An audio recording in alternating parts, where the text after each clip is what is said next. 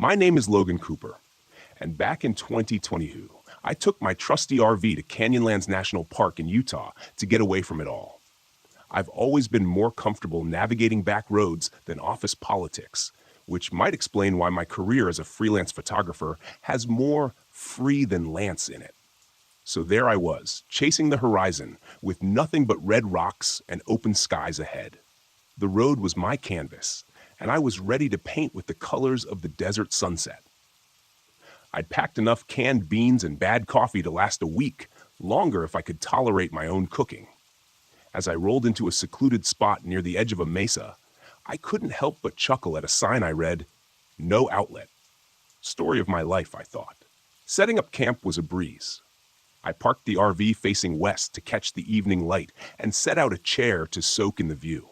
The silence was profound, interrupted only by the occasional rustle of the wind and my stomach reminding me that beans weren't a food group. While fumbling with a can opener, a device clearly designed to test human patience, I noticed another RV parked about 100 yards away. It was a vintage Airstream, polished to a shine. Looked like someone cared more about their vehicle than I did about my entire wardrobe. "Nice rig," I shouted, waving. A man stepped out, gave a polite nod, but didn't say anything. Tall guy, broad shoulders, wearing a hat that shadowed his face. Well, so much for neighborly chats. The first night was uneventful, which, in my book, is a good thing. I spent it trying to capture star trails with my camera, though I probably ended up with more photos of my thumb than the Milky Way. I turned in late, the kind of tired that makes even an RV bed feel like a luxury mattress. The next morning, I decided to go for a hike to scout some photo spots. I packed my gear, slapped on some sunscreen because lobster red is not my color, and headed toward a canyon that looked promising. As I passed by the Airstream, I noticed the man from before sitting outside, whittling a piece of wood. Up close, he had a rugged face, the kind that had seen more sunrises than I'd had hot meals. "Morning," I offered. He looked up, eyes a shade of gray that matched the storm clouds gathering in the distance. "Stay on the marked trails," he said flatly. "Will do," I replied, trying to keep things light. Wouldn't want to get lost and have to eat cactus for dinner. He didn't laugh. Tough crowd. Shrugging it off, I continued on my way. The landscape was breathtaking, towering sandstone formations, narrow slot canyons, and the kind of silence that makes you check if your ears are working. I set up my tripod near a particularly dramatic vista and lost track of time as I snapped away. On the way back, I noticed something odd, a series of deep grooves in the dirt, like something heavy had been dragged. They led off the trail and disappeared behind a rocky outcrop. Curiosity may have killed the cat, but satisfaction brought it back, right? I followed the marks, navigating through shrubs and over rocks. As I rounded the bend, the smell hit me, metallic, pungent. Then I saw it, a large, dark stain on the ground and what looked like torn fabric caught on a nearby branch. My heart did a somersault.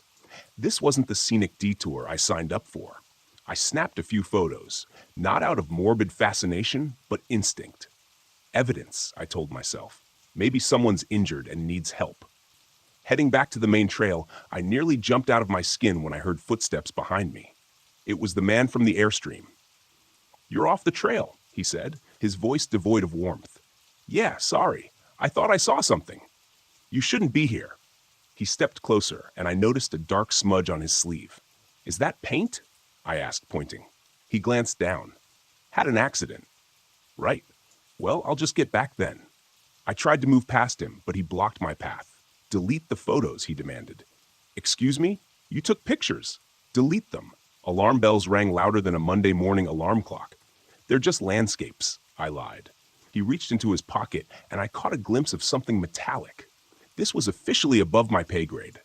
"Okay, look," I stammered. "If this is about trespassing, I'm sorry. No need to make a federal case out of it."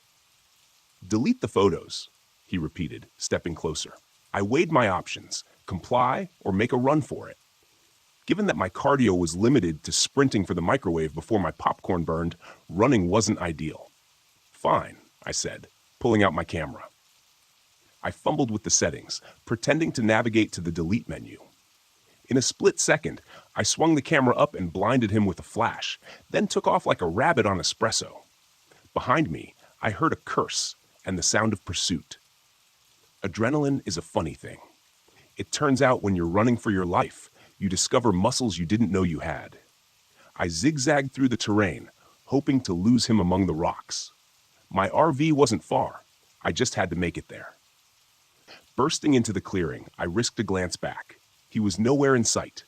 I dashed into the RV and locked the door, my breath coming in ragged gasps. Grabbing my keys, I fumbled to start the engine. Nothing. Not even a click. "Come on, don't do this to me now," I yelled, as if shouting at the dashboard would help. Then I saw it. The engine cover inside the cabin was ajar, wires dangling like mechanical entrails. Someone had sabotaged my RV. A knock on the door made me jump. "Open up," the man's voice called out calmly. "Yeah, sure. Let me get right on that," I muttered under my breath. Frantically, I looked for anything that could serve as a weapon. My options were limited: a frying pan, a can of beans, and a tripod. Grabbing the tripod, I extended it to its full length. "Look, I don't want any trouble," I shouted. "Too late for that," he replied. "The windows, why hadn't I thought of that?" I moved to the side window and peered out. He was standing by the door, something glinting in his hand. A knife. "Great, Logan," I whispered. "You wanted adventure. Next time, settle for a crossword puzzle." I remembered my phone and pulled it out. No signal, of course. I was in the middle of nowhere, and the only bars I had were the ones I wished were on the windows. The sound of metal scraping made my skin crawl. He was trying to pry the door open. Desperate, I recalled that the RV had a flare gun somewhere. Digging through a drawer, I found it alongside a packet of expired trail mix. I'd always thought the flare gun was overkill, but now I was grateful for my past self's paranoia.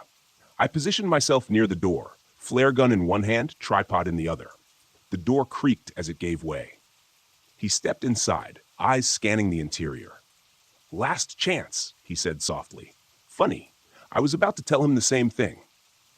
"I was about to tell you the same thing," I retorted, aiming the flare gun at him. He smirked. "You think that'll stop me? Maybe not, but it'll definitely ruin your day." Without another word, he lunged at me. I fired. The flare hit him square in the chest, erupting in a blaze of light and heat. He screamed, a guttural sound that echoed in the confined space. Taking advantage of his distraction, I shoved past him and bolted out of the RV. Smoke billowed out behind me. I didn't look back. I sprinted toward the airstream, reasoning that he might have a vehicle that actually worked. As I approached, the smell hit me, a mix of chemicals and something worse. Pushing the door open, I was unprepared for the sight inside. Barrels labeled with hazardous material signs lined the walls. On a table lay stacks of cash and packets of white powder. This guy wasn't just some random psycho. He was running a drug operation out here. Then I saw it. A satellite phone on the counter. Grabbing it, I dialed 911. Miraculously, it connected. 911, what's your emergency? "I'm at Canyonlands National Park. There's a man trying to kill me." A heavy hand clamped down on my shoulder. I spun around to see his face, contorted with rage, burn marks across his chest. "Time to end this," he growled.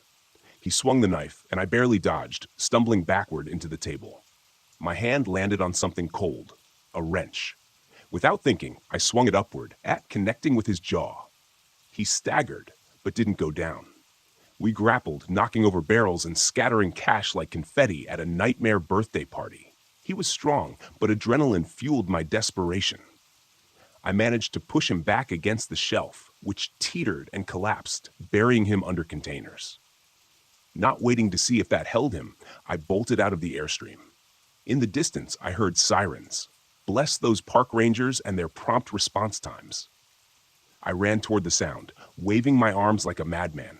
A ranger's vehicle came into view, and I felt a surge of relief. "Over here!" I shouted. They pulled up, and 2 rangers jumped out. "What's going on?" one asked. "There's a man. He tried to kill me. He's back there." I pointed toward the airstream. As if on cue, flames burst from the RV. The whole thing was going up. "Stay here," one ranger ordered as they moved toward the fire. Minutes later, they returned. "We found a body," one said grimly. Looks like he didn't make it out. I nodded, a whirlwind of emotions swirling but none settling. He was running a drug operation, I said. There are barrels, chemicals, money. We'll secure the area, the ranger assured me.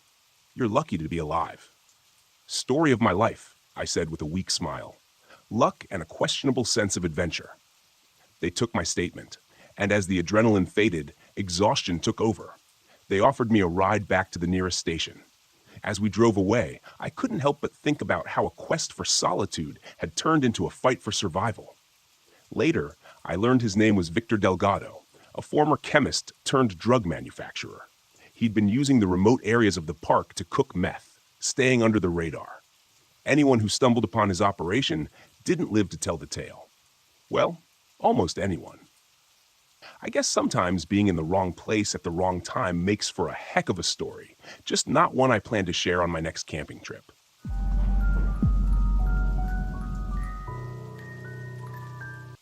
My name is Linda Fisher. I'm 22 years old, and this happened just last fall in the wilderness of Spruce Knob, West Virginia. I was there with my brother Mark, his girlfriend Emily, and his best friend Ryan. We had planned a week-long camping trip, what was supposed to be a much-needed break from the grind of everyday life. Instead, it became a nightmare I can barely talk about, even now. It started as a simple idea. Mark, 28, was always the adventurous one, the kind of guy who thought following a marked trail was too easy. I went along because I needed to document local flora and fauna for my thesis in biology. Emily, 27, tagged along to spend more time with Mark and indulge her love of spooky campfire stories. Then there was Ryan, 26, clumsy and lovable, eager to make memories away from his desk job. Together, we made an odd group, but we figured we'd have fun. We parked the RV at the Whispering Pines trailhead and set off into the dense, ancient forest. The air smelled of moss and pine, and sunlight dappled the ground through the canopy. Spruce Knob, the highest peak in West Virginia, loomed in the distance. Mark insisted we take an unmarked route he'd found on an old map, and despite my reservations, we followed him deeper into the woods. The first 2 days were relatively uneventful, apart from Ryan's usual mishaps. He forgot a tent pole, forcing us to patch his tent with duct tape. One of our flashlights died inexplicably, even though we had checked all the batteries beforehand. Small annoyances, but nothing we couldn't handle. It was the second night when things began to feel off. We had set up camp near a clearing surrounded by spruce trees. The fire crackled, casting shadows that danced on the surrounding trunks. Emily had just finished telling a story about the children of the forest, ghostly figures said to lure hikers to their deaths. Mark groaned and threw a pine cone at her. "Enough of that nonsense," he said. "You're going to scare Ryan." Ryan, to his credit, laughed nervously but didn't respond. That's when I noticed the quiet. The usual nighttime symphony of crickets and distant owls had stopped completely. Even the wind seemed to hold its breath. "Do you hear that?" I whispered. Mark smirked. "I don't hear anything. That's the point. Peace and quiet, Jess." "No," Emily said, her voice tight. "She's right. It's too quiet." Mark rolled his eyes and poked the fire. "You two are just looking for something to be scared about." I decided to let it go, but a gnawing unease crept into my chest. That night, I woke up to what sounded like footsteps circling the tents. They were deliberate, crunching softly on the forest floor.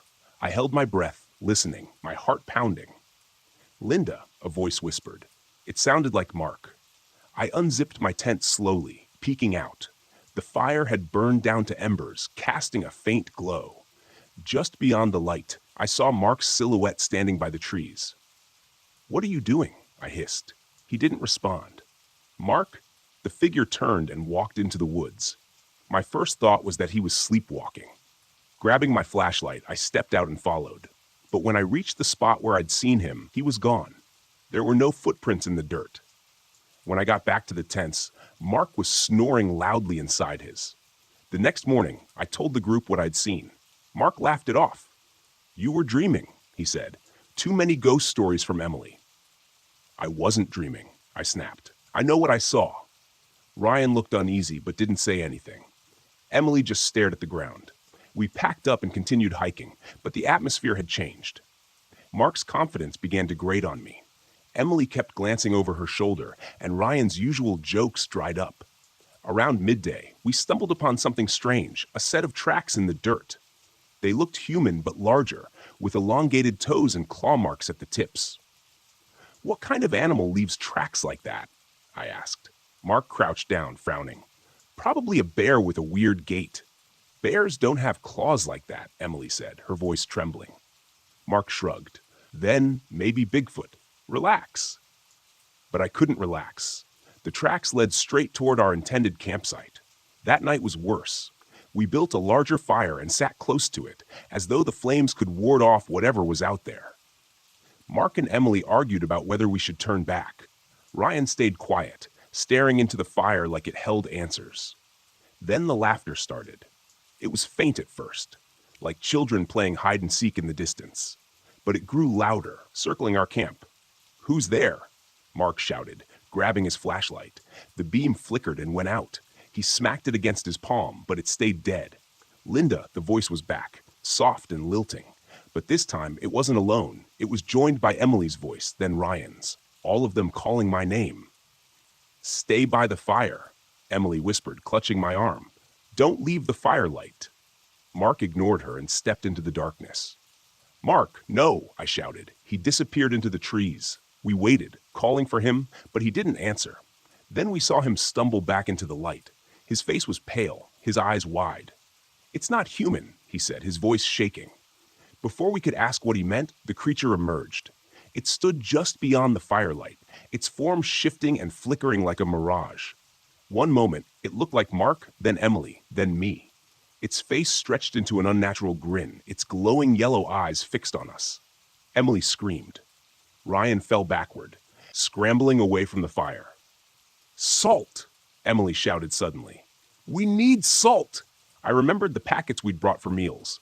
I grabbed them from my bag, ripping them open and tossing the contents around the fire. The creature hissed and recoiled, its form blurring before it vanished into the shadows. We didn't sleep that night. Mark finally admitted we needed to leave. But when we reached the RV the next morning, we found the tires slashed, claw marks gouged into the doors. "It doesn't want us to leave," Emily said, her voice hollow. "Then we walk," I said. "We'll head to the ranger station." The hike was grueling. Every sound in the forest set us on edge, and the feeling of being watched never left. By midday, the creature returned. It didn't attack, but followed us, always just out of sight. Sometimes it looked like Emily, sometimes like Mark, sometimes like something entirely inhuman. When we reached a narrow trail along a cliffside, it attacked. The creature lunged at Mark, who fought it off with a burning stick from our campfire. "Go!" he shouted. "Get to the station!" "Mark, no!" I screamed. But he wouldn't listen. He stood his ground, the flames casting his shadow long against the rocks. We ran. We reached the ranger station at dawn, our legs shaking, lungs burning. The creature didn't follow us into the sunlight. But Mark was gone. Even now, I dream of him standing at the edge of the woods, his eyes glowing yellow. He whispers, "Come back." I never will.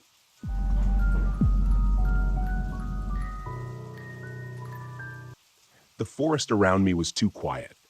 I'd been sitting by the campfire outside my RV, immersed in the silence for hours. But now something felt off, the kind of off you feel in your gut before your brain catches up to what's happening. No wind, no rustling in the leaves, just dead stillness. That was the first thing I noticed when I pulled up to this remote campsite deep in Mount Hood National Forest. A place like this should have been full of life, birds, insects, something. But the only sound was the crackle of the fire and the distant hum of the radio I'd brought along. I needed quiet after everything that had happened over the past year. I wasn't looking for distractions, just isolation. After my wife's death, nothing made sense anymore. People kept telling me I needed to move on, but the noise of life, the sympathy, the well-meaning advice, the friends who didn't know what to say, became unbearable. So I packed up and hit the road, hoping the wilderness would give me space to think, or maybe stop thinking altogether. I thought the forest would help. It had. Until now. The radio's static broke the silence, a sudden burst of garbled noise that made me jump. I turned my head toward the RV, where the old ham radio sat inside. I hadn't even touched the thing in hours. It was an antique I'd brought along to mess around with in my downtime, but the signal had been dead all day. No stations, no chatter, nothing. Until now. I stood up from the fire, walked over to the RV, and ducked inside to check the radio. The static was louder, more insistent, like it was trying to form words but couldn't quite get there. I twisted the dials, searching for a clearer signal, but all I got was more white noise. Then, through the crackling, I heard it. A voice, faint and garbled, speaking numbers, 13789. The numbers repeated over and over, mechanical and cold, like a voice from an old number station. It didn't make sense. I was miles from anywhere, and this was supposed to be a dead zone. No signal, no interference. The voice paused for a moment, then the numbers started again, 137. It sent a chill through me, but I told myself it was just some rogue signal bouncing off the atmosphere. Maybe a military transmission. There were logical explanations for this kind of thing. I was sure of it. But the way the numbers repeated over and over felt wrong. Like the message wasn't for just anyone. It was for me. I shut the radio off. My fingers were trembling slightly. I wasn't here for this. I needed quiet, not some weird radio signal rattling around in my head. The next day, I tried to forget about the radio. I spent the morning hiking through the woods. The towering pines loomed overhead like silent giants. The air was cool and damp, the sky just a sliver of gray through the dense canopy. But something gnawed at me, a faint buzzing at the back of my mind. No birds, no animals, just silence. When I returned to the campsite, the radio was on again, static blaring from the speakers. I hadn't touched it. I stepped inside the RV, staring at the radio like it might come to life. The static was louder now, more intense. I could feel it in my bones, like the vibration from a low hum in the ground. And beneath the static, the numbers were back. 13788. I slammed my hand down on the off switch, killing the sound. My pulse was racing, my mind scrambling for an explanation. It had to be a glitch, something with the wiring, maybe a stray electrical signal. I'd worked with enough technology over the years to know that things sometimes did strange things when you weren't looking. But the numbers, the way they were so clear, so deliberate, I shook it off and stepped back outside, trying to push the growing unease away. That's when I noticed the man standing at the edge of my campsite. I hadn't heard him approach. He was just there, tall, scruffy, wearing a weathered jacket and a backpack slung over one shoulder. He looked like a camper, but there was something about the way he stood, stiff and tense, like he was waiting for something to happen. "Hey," I called out, trying to keep my voice steady. "You lost?" The man looked at me, his face tight with anxiety. "I heard it too," he said. I froze, my heart skipping a beat. "Heard what?" "The signal, the numbers," he said, glancing toward the RV. "I've been picking it up on my own radio. It's not normal." My mouth went dry. "You've heard it too?" The man nodded. "I'm Ben," he said, stepping closer, his voice low. "I was camping a few miles down the road. I've been getting static, voices, weird electrical interference. My GPS stopped working. My cell phone drained to zero in minutes." I swallowed hard, my mind racing. "What do you think it is?" Ben shook his head, his eyes darting toward the trees.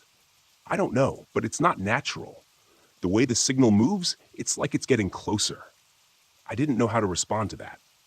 I was a man of logic, of science. Signals were signals. Glitches were glitches. But there was something about the way Ben spoke, the fear in his eyes, that made my skin crawl.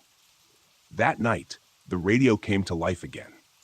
I tried to ignore it, tried to focus on the campfire and the peaceful silence of the woods, but the static was louder than before. The numbers were clearer, more insistent. 13788. Ben was sitting across from me, his hands wrapped around a cup of coffee. His eyes constantly scanned the dark forest around us. He hadn't relaxed since he showed up, and I couldn't blame him. There was something wrong here, something I couldn't explain. "You think it's some kind of broadcast?" I asked, more to fill the silence than anything. Ben shook his head. "I don't think it's a broadcast at all." "What do you mean?" He hesitated, then leaned closer, lowering his voice. "I think it's a warning or a signal from something out there." I stared at him, trying to process what he was saying. A warning from what? Before I could ask, the static on the radio cut out for a moment. There was only silence. The kind of silence that presses down on you, that makes your skin prickle with anticipation. Then a sound, a soft, rhythmic clicking, like something metallic tapping against wood. I grabbed my flashlight and pointed it toward the trees, but the beam only revealed darkness. The clicking grew louder, echoing through the forest. And then, through the radio, a voice crackled to life. "We see you." My blood ran cold. Ben's eyes widened, his face pale. "What the hell was that?" I whispered, my voice barely audible over the pounding of my heart. The voice repeated, distorted and mechanical. "We see you." I stood up, the flashlight shaking in my hand. The clicking sound was closer now, coming from all around us, moving through the trees. The forest seemed to pulse with energy, the air growing thick and heavy, like the atmosphere itself was alive. "I think we should leave," Ben said, his voice tight with fear. For once, I agreed. The next morning, I found Ben's tent abandoned. His gear was scattered around the clearing, but there was no sign of him. No footprints, no note. Just the cold, empty forest and the low hum of static that had settled into the air like a living thing. I tried to follow his tracks, but they vanished in the thick underbrush. It was like he'd walked into the trees and disappeared. The GPS on my phone was useless, spinning me in circles. The battery drained faster than I'd ever seen. The static in my ears grew louder the further I went, like the signal was inside my head, vibrating through my skull. The numbers were back too, repeating over and over, etched into my mind. 137. By midday, I stumbled across something I hadn't expected, an old, dilapidated radio tower hidden deep in the woods. The metal was rusted, vines crawling up the sides, but it was still faintly humming with power. I climbed the tower, every step echoing in the stillness. My heart hammered in my chest. At the top, I found the source of the signal, a small glowing device pulsing with an eerie cold light. It didn't belong here. It wasn't part of the original tower. It was something else, something foreign. I reached out and touched it, and the static in my head exploded. The numbers, the clicking, the voices, it all crashed into me at once, an unbearable cacophony of sound. I stumbled back, nearly falling off the tower as the forest seemed to come alive around me. The lights returned, flickering in the trees, cold and mechanical. The clicking grew louder, more frantic, like something was chasing me. I ran. I don't remember how I made it back to the RV, but the lights followed me. The clicking never far behind. But I managed to get inside and slam the door shut. My hands were shaking as I started the engine, the device still clutched in my hand. As I drove away, the static began to fade, but the numbers never left me. They echoed in my mind, a constant whisper, even as the forest disappeared in the rearview mirror. It's been days now, and I'm still hearing them. 137. I can't get them out of my head, and I can't shake the feeling that whatever was out there, whatever sent that signal, knows where I am. And it's not done with me yet.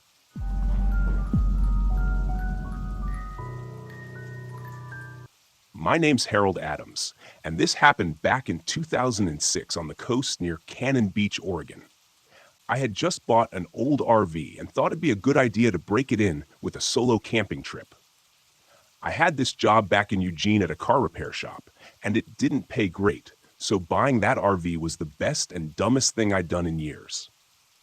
Dumb because it guzzled gas like it was still 1972, but it had character, you know? Felt like I was driving a tank of freedom. Cannon Beach was only about 3 hours away, a popular spot, but I'd managed to find a little-known area off the main path, somewhere a bit more rugged and off the beaten trail. Fewer people meant less noise, which was perfect for me. The air was crisp, the waves a constant hum in the background, and I was hoping to recharge a little, just me and the wild for a couple of days. I even told a couple of friends as a half joke, if you don't hear from me by Tuesday, start worrying. The spot was tucked into a curve of the shoreline, framed by rocks and a cliff that gave it a secluded feel. The nearest camper was maybe half a mile up the coast, and beyond that, a dense line of trees hugged the rocky landscape. I parked, set up my chair by the door, and cracked open a beer. The RV wasn't perfect, but I thought I'd fix it up eventually. Maybe even put in some solar panels if the job at the shop started paying better. Just as the sun dipped down, turning everything this deep blood-red hue, I noticed a small, faded tent down on the beach. It was barely holding up against the wind, and I wondered if some kids had left it behind, or if maybe someone had taken off into the woods for a while.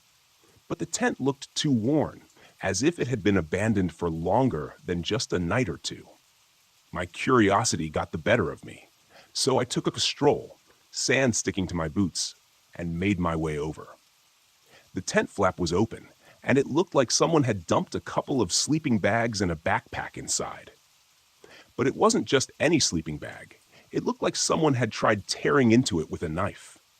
The material was shredded, as if the owner had been trying to make it into something else, or had been in a panic to get out. The backpack was half empty, with a few random clothes strewn about, and some canned food with rust spots forming. It looked like the setup hadn't been touched in weeks, if not months. I'll admit I was creeped out. There was something off about the scene.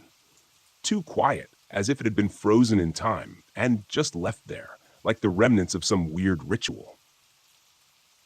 I was about to leave when I noticed a small notebook tucked into the corner of the backpack. I flipped it open, and the first page had scribbled words that didn't make much sense. Mostly random notes, dates, and then one phrase. He comes at night. Now, that should have been the moment when I turned around, packed up my RV, and headed back to Eugene. But curiosity got the better of me. Besides, I'd seen enough horror movies to know the stupid moves, and I figured as long as I stayed cautious, I'd be fine. I tossed the notebook back in the tent and made my way up to the RV, shaking off the weird feeling in the pit of my stomach. I spent the rest of the evening tinkering with the RV's old heater and cooking up some canned stew. The thought of that abandoned camp didn't leave me, though.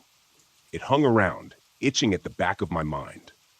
Around 10, I locked up the RV and settled in, but sleep was hard to come by.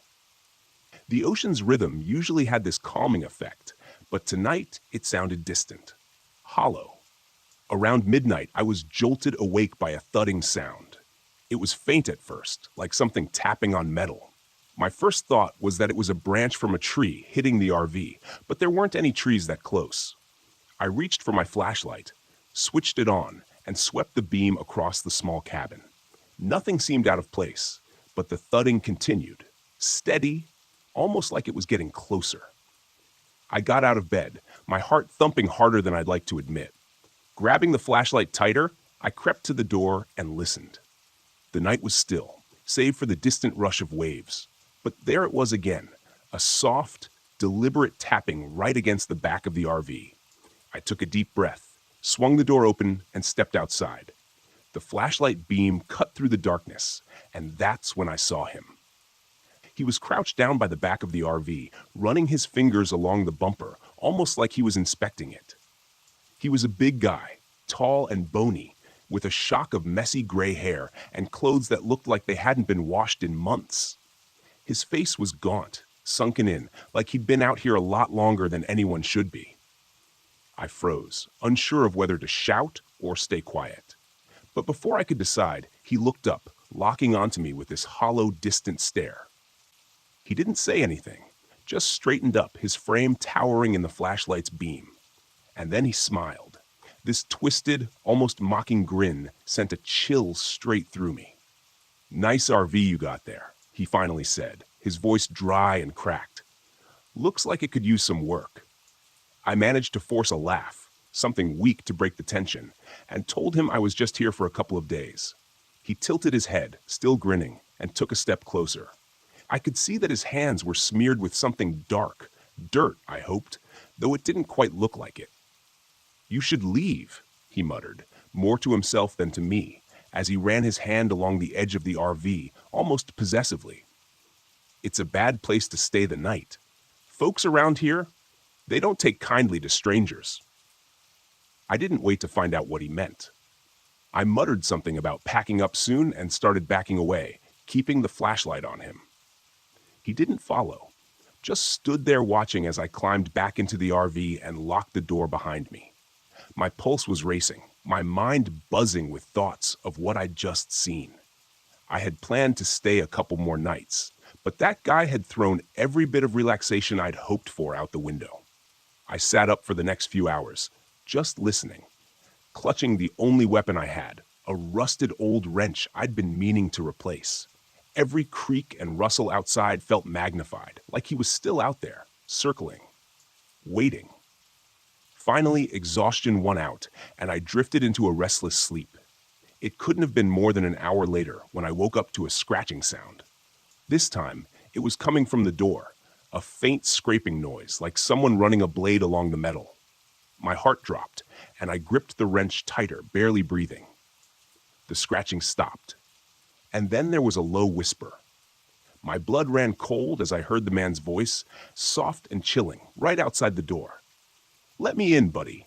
Let me see what you've done to my RV." I forced myself to stay silent, hoping he'd give up and leave. But the whispering continued, nonsensical rambling about fixing things and making it right. When the morning came, I packed up fast. I didn't look back until I saw him in the rearview mirror.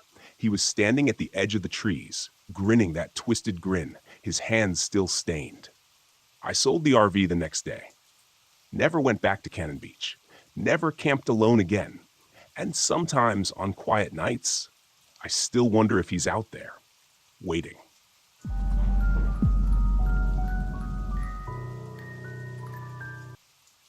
My name is Albert Gibson, and back in 2014, I drove my RV up to the remote corners of the Tongass National Forest in Alaska. I've always found peace among the cedars and hemlocks, a far cry from the spreadsheets and conference calls that usually consume my life. After years of crunching numbers as an actuary, I decided I deserved a break, a real one this time, not just a weekend binge-watching documentaries about places I'd rather be. So I packed up my RV with enough supplies to last a month, figuring that some solitude might help me reset. Besides, what's the worst that could happen in the great outdoors? It's just trees and squirrels, right? The drive up was breathtaking. Glaciers glinted under the sun, and the air was so crisp it felt like inhaling pure clarity. I set up camp near a serene lake, its surface so still it looked like a giant mirror reflecting the endless sky. The nearest town was miles away, and that was exactly the point. On my second day, I decided to try my hand at fishing. Armed with a brand new rod that still had the price tag dangling from it, I headed to the lake. Casting the line, I felt a strange sense of accomplishment. That is, until I realized I'd forgotten bait. "Well, Albert, you're a real catch," I chuckled to myself. Dark humor was always my go-to, even when the joke was on me.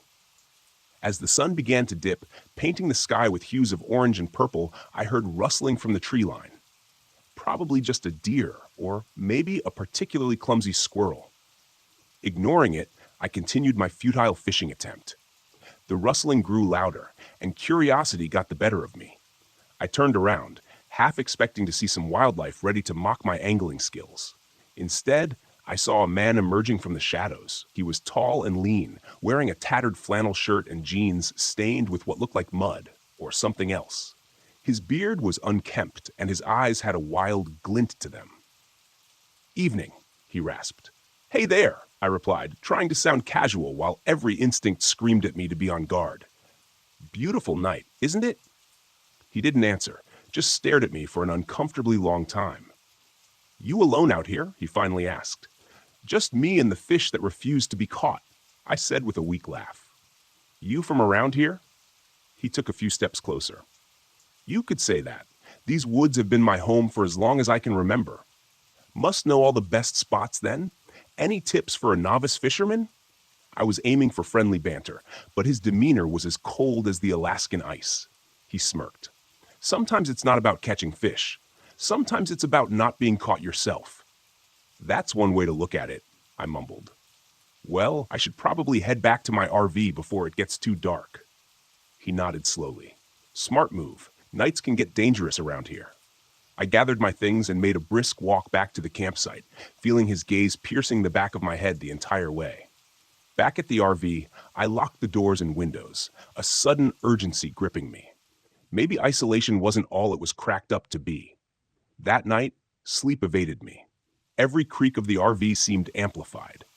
Around midnight, I heard footsteps outside, slow, deliberate steps crunching the fallen leaves.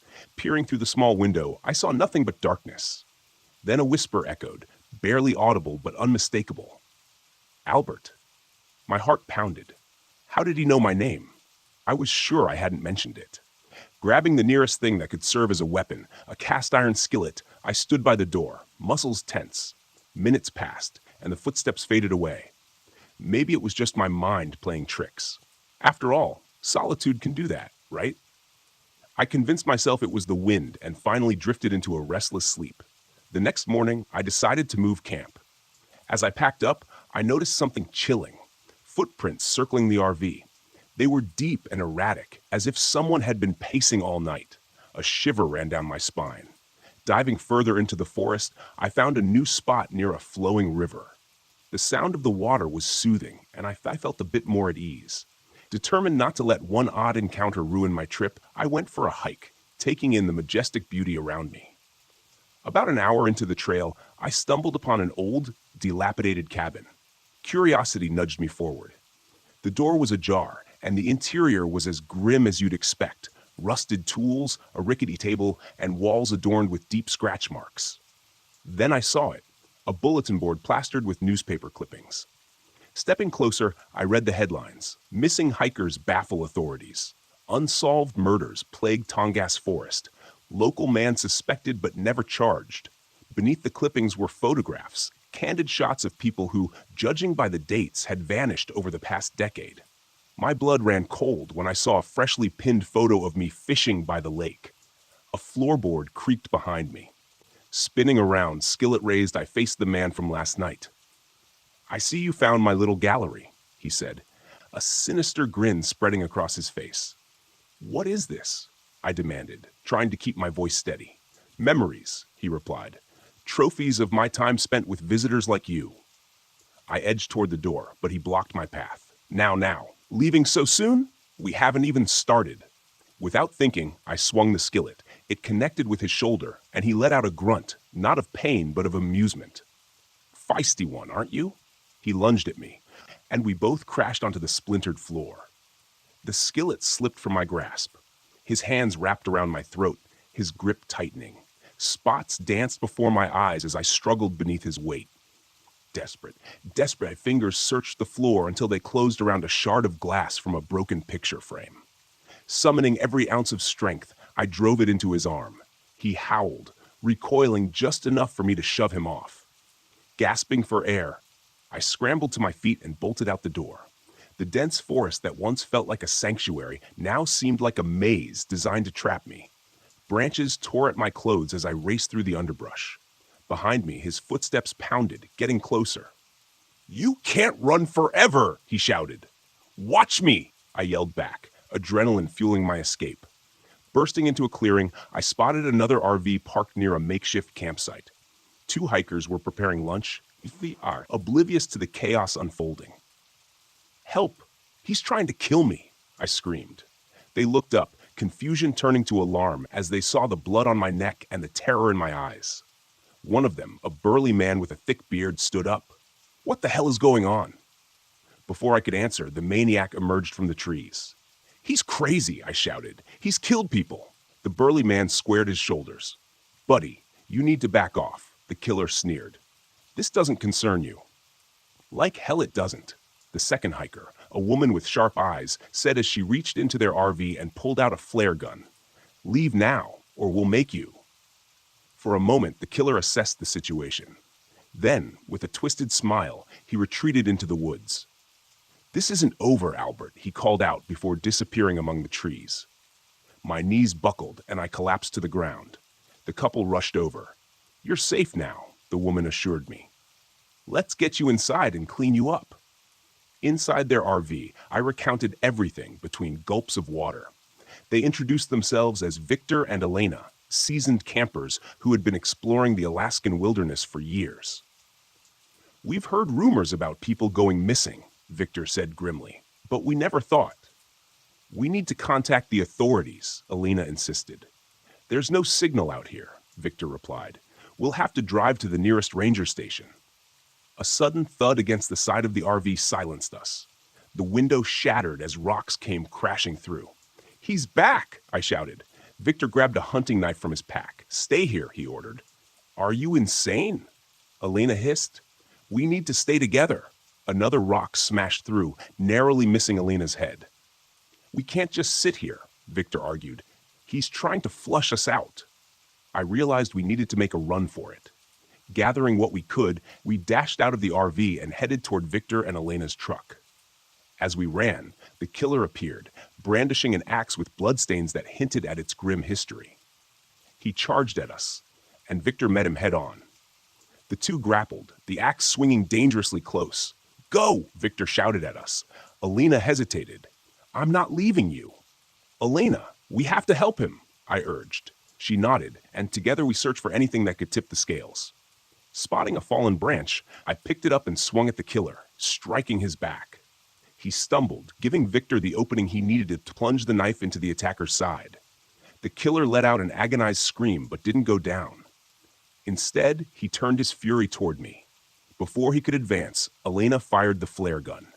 The flare struck his chest, igniting his shirt. Flames licked up his torso as he thrashed wildly. "Let's go," Victor yelled. We didn't need to be told twice. Piling into the truck, we sped off, the figure of the burning man shrinking in the rearview mirror. The road was rough, but Victor navigated it with practiced skill. After what felt like an eternity, we reached the ranger station. Bursting inside, we relayed our harrowing tale to the stunned officers. They immediately dispatched a team to investigate.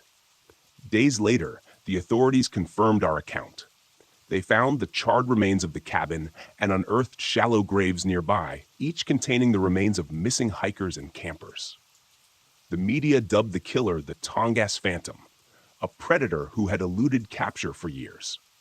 In the aftermath, I learned more about him. His name was Silas Crow, a former wilderness guide who went off the grid after a personal tragedy twisted his psyche. He believed the forest was his domain and that anyone who entered was fair game. The realization that I had narrowly escaped a serial killer was sobering. Victor and Elena became unexpected friends, bonded by the ordeal. We promised to keep in touch, perhaps meet again under less terrifying circumstances. As for me, I returned to my life with a newfound appreciation for the mundane. The spreadsheets didn't seem so suffocating anymore. Yet every so often, when I catch a whiff of pine or hear the rustle of leaves, I'm reminded of that fateful trip to the Tongass National Forest and the man who believed he owned it.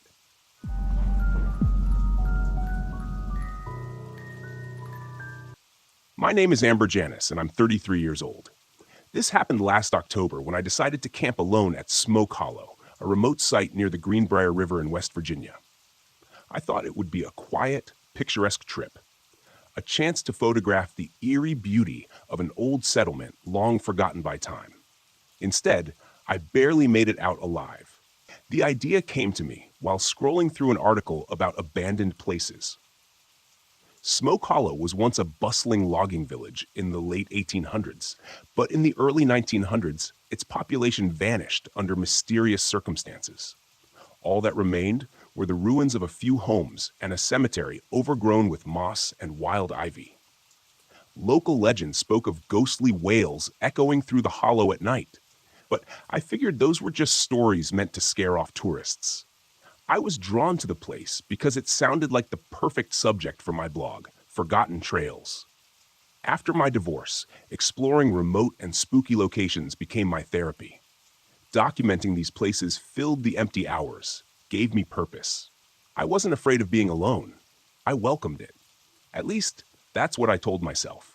The road to Smoke Hollow was narrow and winding, with ancient trees towering on either side. By the time I arrived at the campground, the late afternoon sun was hidden behind thick gray clouds. The place was deserted except for a lone park ranger at the check-in station. "First time here?" she asked, smiling. Her name tag read Maya Andrews. Yeah, heard about it online, I said. Maya nodded. Beautiful spot, but it can be disorienting. Fog rolls in heavy, and the echoes in the hollow can mess with your sense of direction. Stay on marked paths, and you'll be fine. Her words didn't bother me. I'd camped alone before. I smiled, thanked her, and drove to my site near the river. The air was damp and cold, carrying the faint, earthy smell of decaying leaves. I parked my RV, set up my gear, and took a short hike to the cemetery before nightfall. The graveyard was small, maybe 20 headstones, most of them cracked or leaning. One in particular caught my eye. A child's grave marked Lillian Reed, 1898 to 1905. A small lamb was carved into the stone, worn smooth by time. I snapped a few photos, the sky darkening faster than I expected, and headed back to camp. That night, the fog came in thick and fast, pressing against the RV windows like a living thing. I was reviewing my photos when I heard it, a faint, high-pitched wail cutting through the silence. It sounded like a child crying. I froze, my heart thudding. It couldn't be an animal. It was too human. I turned off the lights and peered outside. The fog distorted everything, but I saw no movement. I told myself it was just the wind and tried to go back to editing. But the cry came again. This time, closer.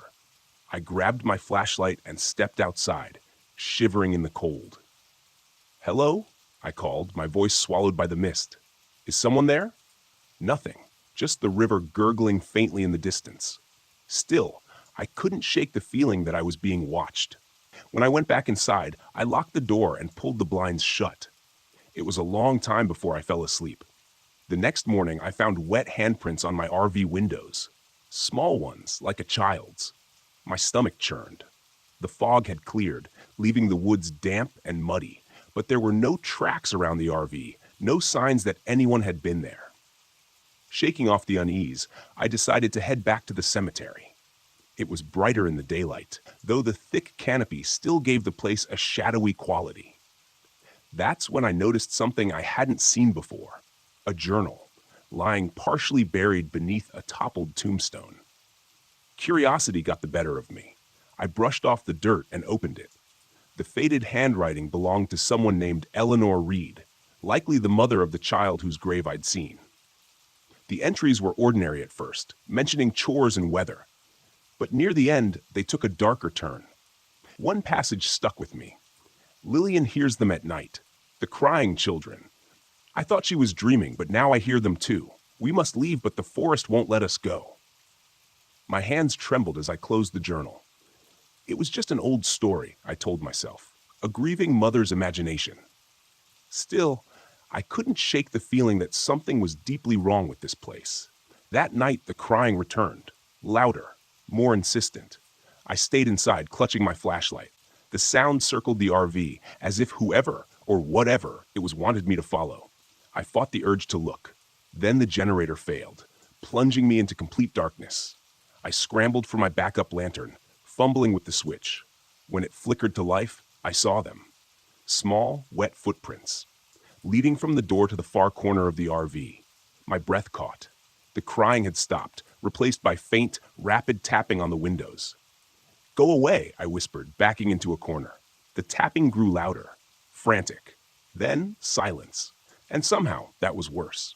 I felt trapped, as though the darkness itself was closing in, suffocating me. I didn't sleep at all. By morning, I was exhausted and desperate to leave. But when I stepped outside, my heart sank. Deep scratches raked across the RV's exterior. The tires were slashed, rubber shredded like paper. I was stranded. I decided to hike back to the cemetery, hoping to find a clue in Eleanor's journal, or at least distract myself. But the path felt different this time. Unfamiliar. The trees seemed to shift around me, their branches reaching like skeletal hands. I stumbled into the clearing, and my blood ran cold. A figure stood by Lillian's grave. At first, I thought it was a child, but something about its proportions was wrong. Its arms were too long, its head tilted unnaturally to one side. It turned toward me, and I saw its face. Hollow eyes, a wide, dripping grin, water pooled around its feet, soaking the earth. I couldn't move. It opened its mouth, emitting a guttural, inhuman wail that echoed through the trees. My legs finally obeyed. I ran. The sound chased me all the way back to the RV. That night, the entity attacked. It battered the RV, its cries deafening. The windows rattled, the walls creaked. I remembered the journal's warning. The forest won't let us go. But it wasn't the forest. It was this thing. This embodiment of grief and rage. Desperate, I turned on my phone and played a voice recording I'd taken of Maya's advice. Stay near the marked paths. Her calm, human voice cut through the chaos like a beacon. The entity recoiled, its form flickering. I grabbed the journal, clutching it like a talisman, and shouted, "Lillian, stop! You're free!" The wailing stopped. The air grew still. For a moment, I thought it was over, until I heard a soft, wet laugh behind me. I ran. I didn't stop until I reached the main road, the RV abandoned behind me. A passing car picked me up, and I barely managed to explain what had happened. When we passed Smoke Hollow, I saw it. The figure. Standing in the fog. Its hollow eyes followed me. I never went back. The photos I took were strange, blurry, distorted, as though the camera couldn't quite capture the truth. But one image haunts me most. A figure standing by Lillian's grave, its face staring straight into the lens. And I've stopped camping alone. Some silences are meant to stay undisturbed.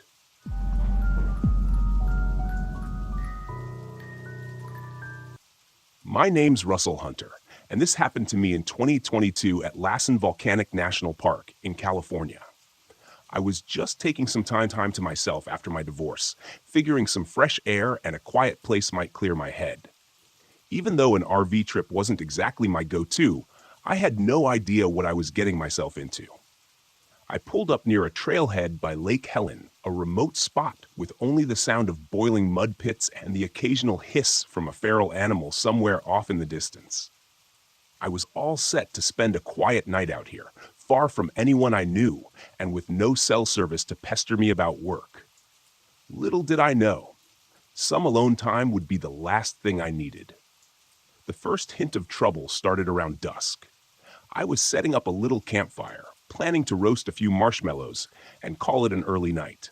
That's when I saw him, just a figure on the opposite side of the lake, about 200 yards out, staring straight in my direction.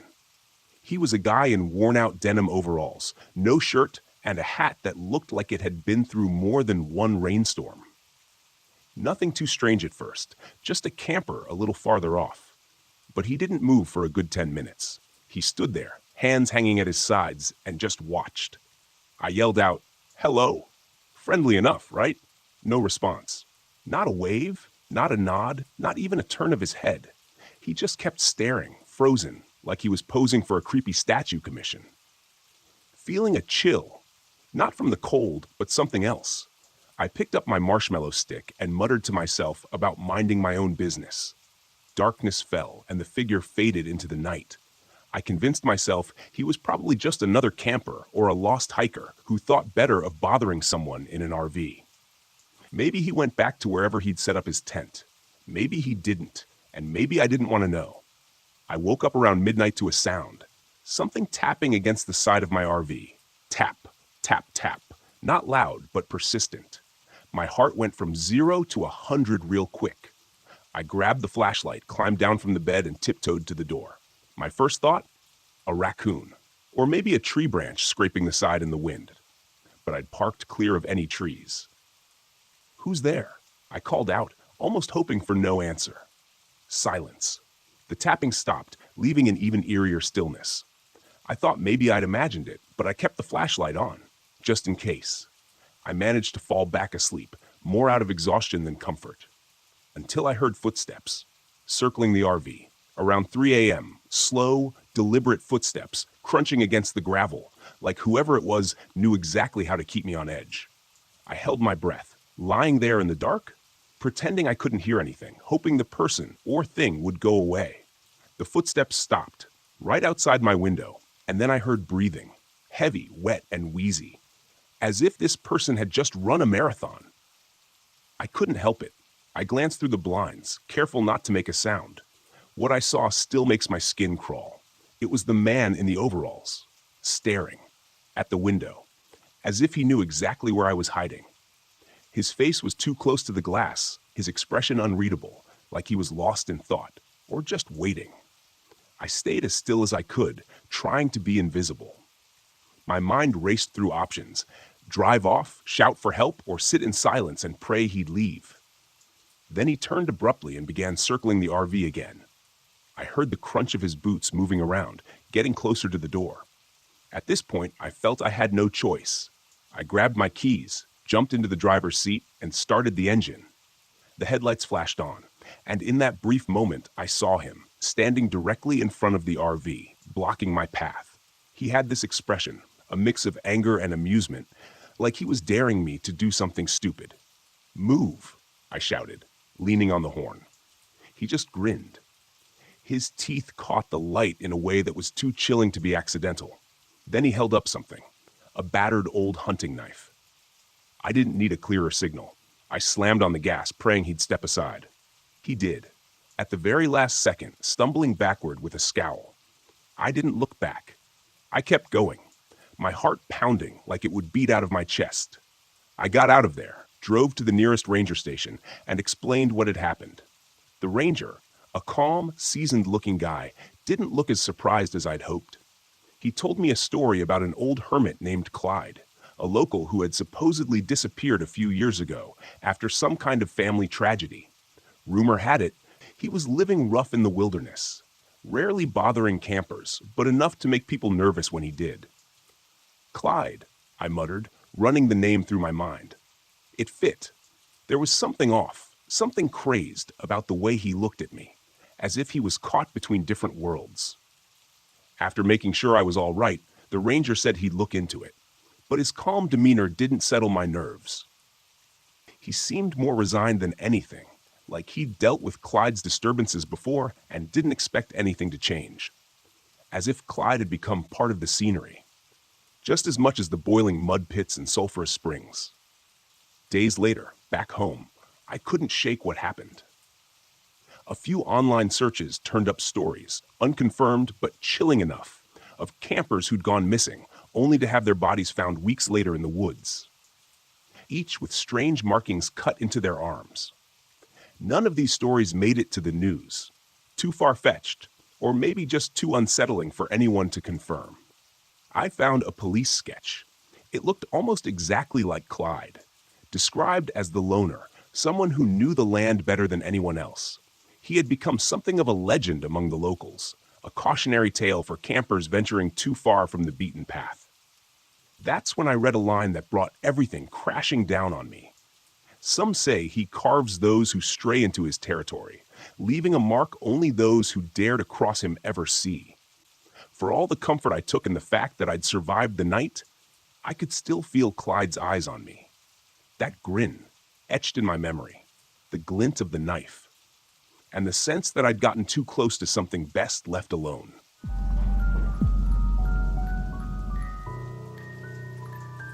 My name is Randy Smith, and back in 2015, I took my RV to the dense forests of Olympic National Park in Washington State.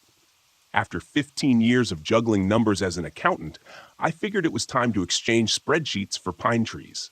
Maybe I'd find out if bears really do prefer picnic baskets. The open road was a welcome change from the monotony of office life, and as I drove, the skyscrapers faded into towering evergreens, and the air grew crisp and fresh. I wondered if this was what air was supposed to smell like without the usual hint of exhaust fumes. By late afternoon, I found the perfect spot to set up camp, a secluded clearing near Lake Crescent. The water shimmered under the fading sunlight, and the only sounds were the rustling leaves and distant bird calls. Not bad for a city slicker, I thought, patting myself on the back. I spent the next hour setting up, unfolded my chair, fired up the portable grill, and even attempted to fish off the lake's edge. The fish seemed unimpressed with my bait, probably mocking me from beneath the surface. Fine, I'll stick to canned beans, I laughed to myself. As the sun dipped below the horizon, I settled by the campfire, enjoying the serenity. The stars began to peek out, more vivid than I'd ever seen. It was humbling, made me realize how small we are, just tiny specks in a vast universe. Or maybe that was the beans talking. Around 10 p.m., I decided to call it a night. I secured the RV, double-checking the locks, a habit from living in the city. Climbing into bed, I felt a sense of peace I hadn't experienced in years. Maybe I should quit my day job and become a professional camper, I mused before drifting off. A loud thud jolted me awake. Groggy, I glanced at my phone. 1:13 a.m. I listened intently. Another thud, followed by what sounded like metal scraping against metal. Probably just a raccoon, I told myself, though my pulse quickened. Curiosity got the better of me. Grabbing a flashlight, I peered out the window. In the dim glow, I saw a figure near the rear of the RV, not a raccoon unless they had started wearing jackets and standing upright. "Hey, who's there?" I shouted, hoping to sound more confident than I felt. The figure froze, then slowly turned toward me. The flashlight beam caught his face, a rugged man with unkempt hair and a scruffy beard. His clothes were dirty and torn. He stared at me for a moment before breaking into a wide grin. "Evening, friend," he drawled. "Can I help you?" I asked, gripping the flashlight tighter. "Sorry to bother you," he said, taking a few steps closer. "My name's Roy. Truck broke down a mile back. Mind if I use your phone to call for help?" Something felt off. Maybe it was the odd hour or the fact that there was no vehicle in sight. "I don't have a signal out here," I replied. "Closest ranger station is about 10 miles east." He chuckled softly. "No signal, huh? Mind if I come in and wait till morning then?" I hesitated. "I'm sorry, but I'd prefer if you didn't. Nothing personal." His smile faded. "That's not very neighborly of you." "Look, I can't help you. Please leave," I said, trying to keep my voice steady. He stared at me for a long moment before nodding slowly. "All right then. You have a good night." He turned and walked back into the darkness. I waited until I could no longer hear his footsteps before exhaling. "That was weird," I muttered. I decided it was best to move on. I started the engine, ready to find a new spot or maybe head to the ranger station myself. As I shifted into gear, the RV lurched but didn't move. I tried again. Nothing. Stepping outside to investigate, I found the rear tires slashed. My heart sank. This was no coincidence. A rustling sound came from the bushes nearby. I spun around, flashlight scanning the tree line. "Who's there?" Silence. Then a low whistle pierced the quiet night. "Looking for me?" Roy stepped out, holding a hunting knife that glinted ominously. "What do you want?" I demanded, backing toward the RV door. He shrugged casually. "Company. It's a lonely night." I bolted inside and slammed the door, locking it. My mind raced. The tires were ruined, and there was no cell signal. I needed a plan. A pounding on the door made me jump. "Open up, Randy," he called out. My blood ran cold. How did he know my name? Then I remembered the name tag on my backpack, visible through the window. "Go away," I shouted. He laughed. "We could have been friends, you know, but you had to be rude." I searched the RV for anything that could serve as a weapon. My eyes landed on a flare gun in the emergency kit. Not ideal, but better than nothing. The pounding grew more aggressive. The door hinges creaked under the strain. "Last chance," he warned. I took position at the far end of the RV, flare gun aimed at the door. With a final crash, the door gave way, and Roy stepped inside. "Leave me alone," I yelled. He took a step forward. "Or what?" Without hesitation, I fired the flare gun. The bright light shot across the space, striking him in the shoulder.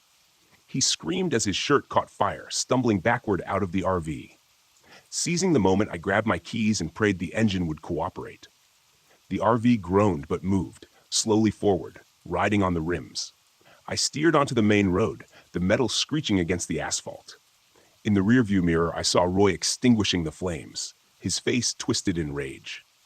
He didn't give chase, but his eyes bore into me, a silent promise of vengeance. After a grueling hour, I spotted lights ahead, a small gas station, miraculously open. I pulled in, the attendant staring wide-eyed at the damaged RV. "Call the police," I blurted out. "There's a maniac out there who attacked me." He hurried inside to make the call. Minutes later, the place was swarming with officers. I recounted everything, from the initial encounter to the attack. A search team was dispatched, and by dawn, they had Roy in custody. Turns out his real name was Martin Blake, a drifter with a long history of violent crimes. He'd been eluding authorities for months. An officer approached me as I sipped stale coffee inside the station. "You're lucky," he said. We found evidence at his campsite suggesting he was planning something far worse. I didn't ask for details. Some things are better left unknown. They took my statement and offered medical assistance, but aside from a bruised ego, I was unharmed. The RV, on the other hand, would need some serious repairs. As the sun rose, I thanked the officers and arranged for a tow back to the city. So much for my peaceful getaway. Before leaving, the attendant handed me a fresh cup of coffee. "On the house?" he said with a sympathetic smile. "Rough night?" I chuckled. "You could say that. Next time I want to get away, maybe I'll just visit a park in broad daylight." He laughed. "Can't argue with that." Back in the city, life returned to its usual pace. The office gossip, the clacking of keyboards, the overpriced lattes. It all felt different now. Maybe I wasn't cut out for the wilderness, or maybe I just had exceptionally bad luck. One thing's for sure, I've got a hell of a story for the next office party, and perhaps an excuse to avoid camping invitations for the foreseeable future. They say nature is healing. I think I'll stick to therapy.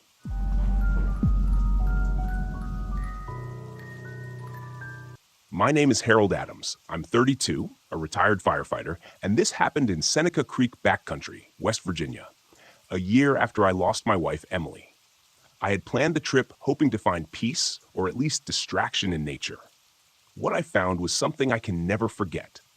It started as a simple RV camping trip, my first time alone.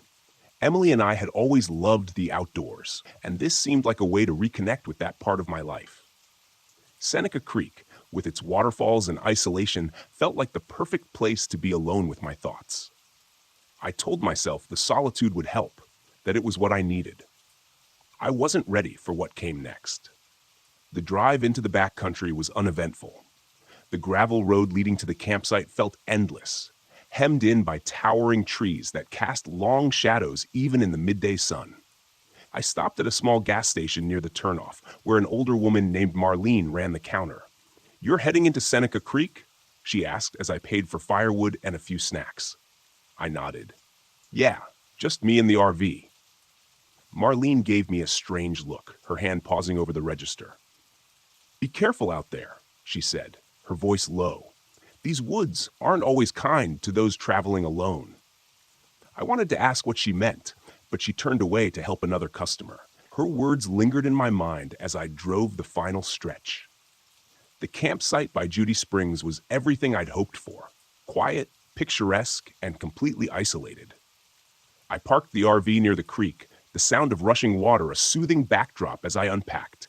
That first night, I sat by the fire, sipping coffee and staring at the stars. For the first time in months, I felt calm. The first sign that something wasn't right came the next evening. The day had been perfect. I hiked to Seneca Falls, taking photos and jotting notes in a journal I'd started since Emily's death. I even smiled a few times, thinking about how much she would have loved the view. But as I headed back to camp, a strange feeling crept over me. The woods were too quiet. No birds, no rustling leaves, just the sound of my boots on the trail. When I reached the RV, the unease deepened. My firewood, neatly stacked by the pit, was scattered across the ground. At first, I thought an animal had gotten into it, but the pieces were arranged strangely, as if they'd been tossed deliberately. I shrugged it off and rebuilt the fire, telling myself I was imagining things. But that night, as I sat by the flames, I saw it for the first time. A shadow moved between the trees. It wasn't the flicker of firelight. This was deliberate, purposeful, like someone pacing at the edge of the forest. I stood up, my heart pounding. "Hello?" I called out, the sound of my own voice startling me. No response. I grabbed my flashlight and shone it into the trees. Nothing. But as I turned back to the fire, I caught movement in my peripheral vision. A shape, humanoid but wrong, slipped behind a tree, vanishing before I could focus on it. I slept in the RV that night, the doors locked and curtains drawn. The third day brought more unsettling signs. I woke to find muddy footprints leading from the creek to the RV. They were human-like but elongated, the toes too long and splayed. They stopped abruptly a few feet from the door, as if whoever or whatever made them had simply vanished. That afternoon, while hiking to an overlook, I stumbled upon something even stranger. symbols carved into the rocks. They weren't like any markings I'd seen before, almost as if they were burned into the stone. The air felt heavier there, as if the forest were holding its breath. I hurried back to camp, but the unease followed me. That night, the shadows returned. This time, they were closer. I sat by the fire, gripping my flashlight like a weapon. The shadowy figure appeared again, standing motionless at the edge of the trees. It was tall, too tall, and its limbs were unnaturally long. "Who are you?" I shouted, my voice breaking. It didn't move. The fire flickered, the flames shrinking as if smothered by an unseen force. I stumbled backward, nearly dropping the flashlight, and when I looked again, the figure was gone. By the fourth morning, I'd had enough. I packed up, determined to leave, but the RV wouldn't start. The engine cranked but refused to turn over, and I felt a cold sweat break out on my forehead. I decided to hike back to the gas station for help. I marked my trail carefully, leaving a breadcrumb of sticks and rocks so I wouldn't get lost. But the forest had other plans. No matter which direction I went, the paths looped back to my campsite. I walked for hours, my legs aching, only to find myself standing in front of the RV again. As the sun set, the shadows returned. This time, there were more of them. Figures moved through the trees surrounding the campsite, their glowing yellow eyes piercing the darkness. I barricaded myself inside the RV, clutching a flare gun I'd brought for emergencies. The shadows circled outside, their footsteps echoing unnaturally loud against the silence. Then the radio came on. Static filled the air, crackling and distorted before a song began to play, a song I hadn't heard since Emily's funeral. It was her favorite, and hearing it now, here, made my blood run cold. Her voice followed, faint and pleading. "Harold, leave." I stared at the radio, my hands trembling. "Emily?" The voice came again, softer this time. "You have to go." The shadows closed in, their forms pressing against the windows of the RV. I fired the flare through the nearest window, the bright red light igniting the darkness. The figures recoiled, their shapes dissolving like smoke. I didn't stop to think. I grabbed the keys and tried the ignition one last time. The engine roared to life. I drove through the night, my hands white-knuckled on the wheel. The forest seemed alive, the trees bending unnaturally, as if trying to block my escape. When I finally reached the gas station, Marlene was waiting. She didn't seem surprised to see me, her expression unreadable. "You saw it, didn't you?" she asked. I nodded, unable to speak. Marlene sighed. "It's the Shadow Man. He feeds on people's grief, their fear. He doesn't kill, he traps you, keeps you lost in the dark until there's nothing left." I left West Virginia the next day, vowing never to return. The shadows are gone now, but sometimes, late at night, I hear faint footsteps outside my window, and I wonder if the Shadow Man ever truly let me go.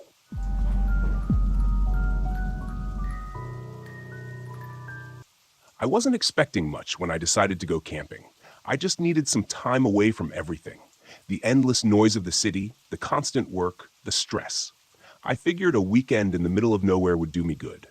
No people, no obligations, just me and the stars. At first, I had planned on going with some friends, but they all bailed. I didn't want to back out, so I went alone. The plan was simple: find a quiet spot, park my RV, set up camp, and just be. I found this campsite just off some back roads in Texas. It was far enough away from the nearest town to feel isolated, but not so far that it was dangerous. I figured I'd be fine. The worst that could happen was I'd get a little bored, right? I showed up, set up my RV, and got a small fire going. Nothing crazy, just a few logs to keep warm. I had brought a cooler with some food, a couple of beers, and some books to read. As the night crept in, everything started to feel calm, too calm almost. The trees were dead still. The wind barely moved, the kind of silence that feels unnatural after a while. But I shrugged it off. Maybe I was just getting paranoid. It's easy to do when you're alone. I spent the evening just relaxing. I ate a simple meal, nothing fancy, grilled a few sausages, had some chips. I opened a beer and stared into the fire, watching the flames flicker. I remember feeling weirdly calm, despite how silent everything was.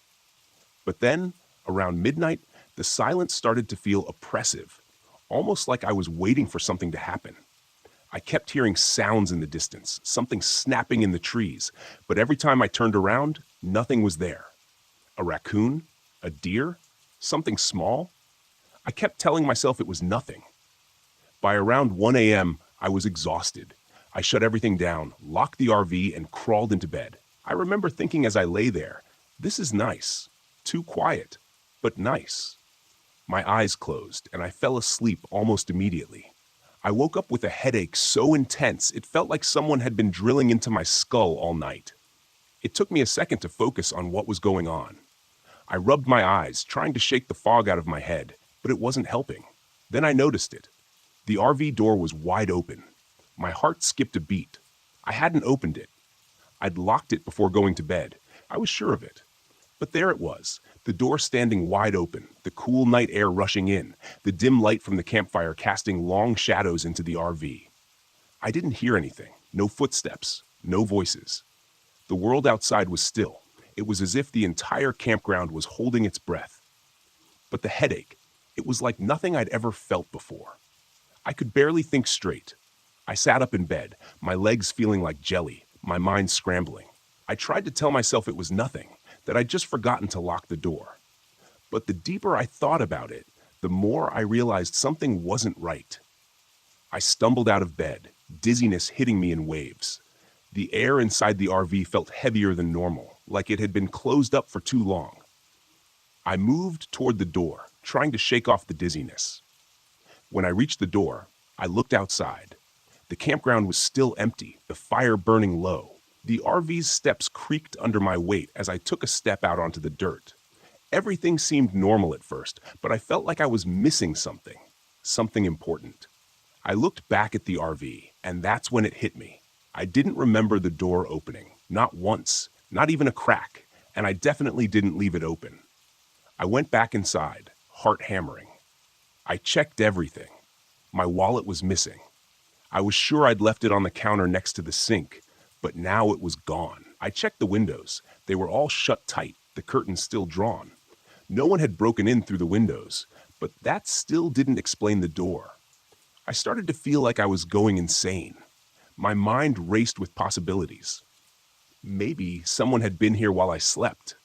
Maybe they had opened the door after I was knocked out. Knocked out. That's when I remembered the headache.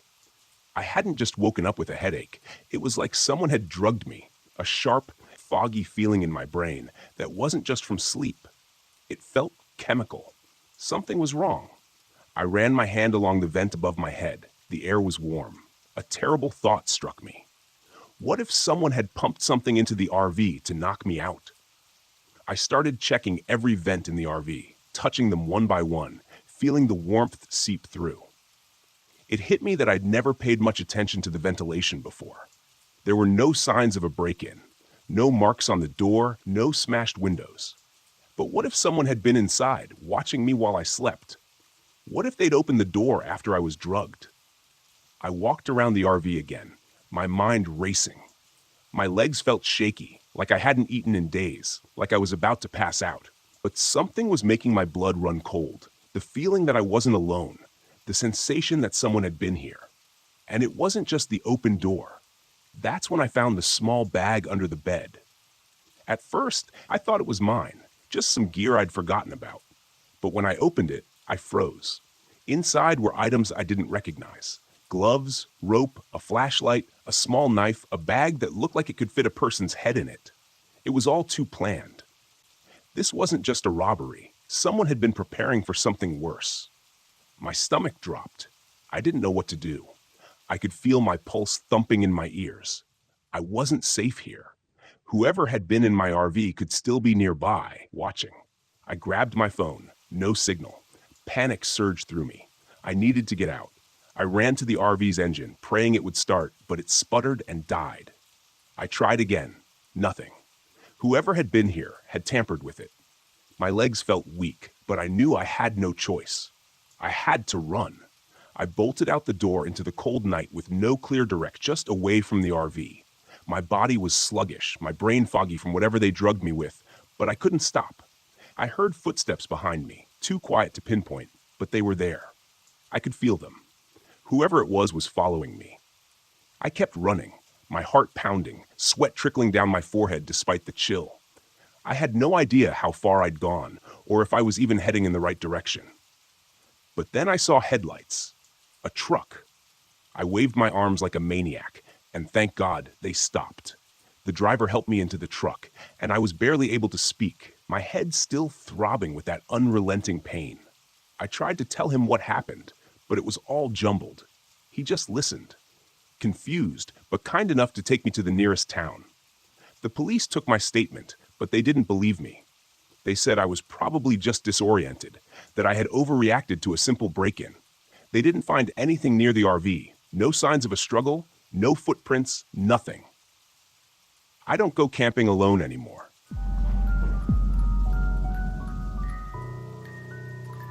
The road into the Anderandaks was long, winding, and empty, just how I liked it. After a few hours of driving, I pulled the RV off the narrow trail and into a small clearing by the lake. The pines stretched high and thick around me, their dark green needles blending into the overcast sky. This was exactly what I needed, complete isolation. No people, no noise, just the quiet of the forest and the sound of my own thoughts. I parked the RV, turned off the engine, and stepped outside. The air was cool, crisp with the faint smell of pine and damp earth. The only sound was the occasional rustling of leaves in the breeze and the distant ripple of water. Perfect. This place would give me the quiet I craved, a chance to think without the distractions of civilian life.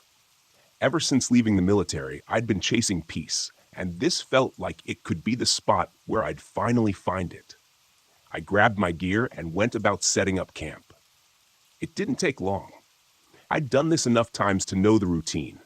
Gather firewood, get a small fire going, and make sure the RV was ready for a night out in the wilderness. As I made my way through the trees, something caught my eye. On one of the nearby trunks, there was a strange marking, a crude carving of a figure, long and thin, etched into the bark. I frowned, running my fingers over it.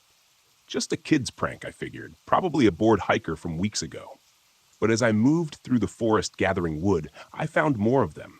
Carved figures on the trees, all tall and slender, stretching higher than any human could reach.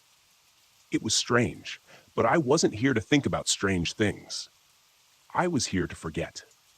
By the time the sun set, the fire was crackling softly, casting flickering light across the clearing. I settled in next to the warmth, staring out at the darkening forest. There was a peace in the solitude, something comforting about being alone with the sounds of the wilderness. But as the night wore on, I started to notice something. The forest was too quiet. No rustling leaves, no night animals scurrying about, just silence. And then, just beyond the edge of the firelight, I heard it. A soft rustling sound, like something moving through the underbrush. I sat up, scanning the darkness with my flashlight. Nothing. The beam of light cut through the trees, but there was no movement, no sign of anything unusual. I shook my head. "You're just on edge," I muttered to myself, trying to dismiss the tension building in my chest. The wilderness could play tricks on you if you let it. I knew that better than most. I was here to clear my head, not to let it run wild. But then I saw it. At the edge of my vision, just for a split second, something moved. Tall, thin, just beyond the trees. I jumped to my feet, gripping the flashlight tighter, and aimed the beam toward where I'd seen the figure. But there was nothing, only the dark outline of the pines swaying slightly in the wind. I stood there, heart pounding in my chest, every muscle tense, waiting for something to step out of the shadows. But after a long moment, the rustling stopped, the trees swayed, and the forest fell back into its unsettling quiet. I forced myself to sit back down, staring into the fire, trying to shake off the feeling that someone or something was watching me. The next morning, I woke early, determined to shake off the nerves from the night before. I grabbed my gear and decided to hike deeper into the woods. Maybe if I put some distance between myself and the campsite, I could clear my head. The trail was faint, barely more than a thin path winding through the trees. As I walked, I found more of the carvings on the trees, each one stranger than the last. They were everywhere, slender, elongated figures with no faces, all staring outward. all watching.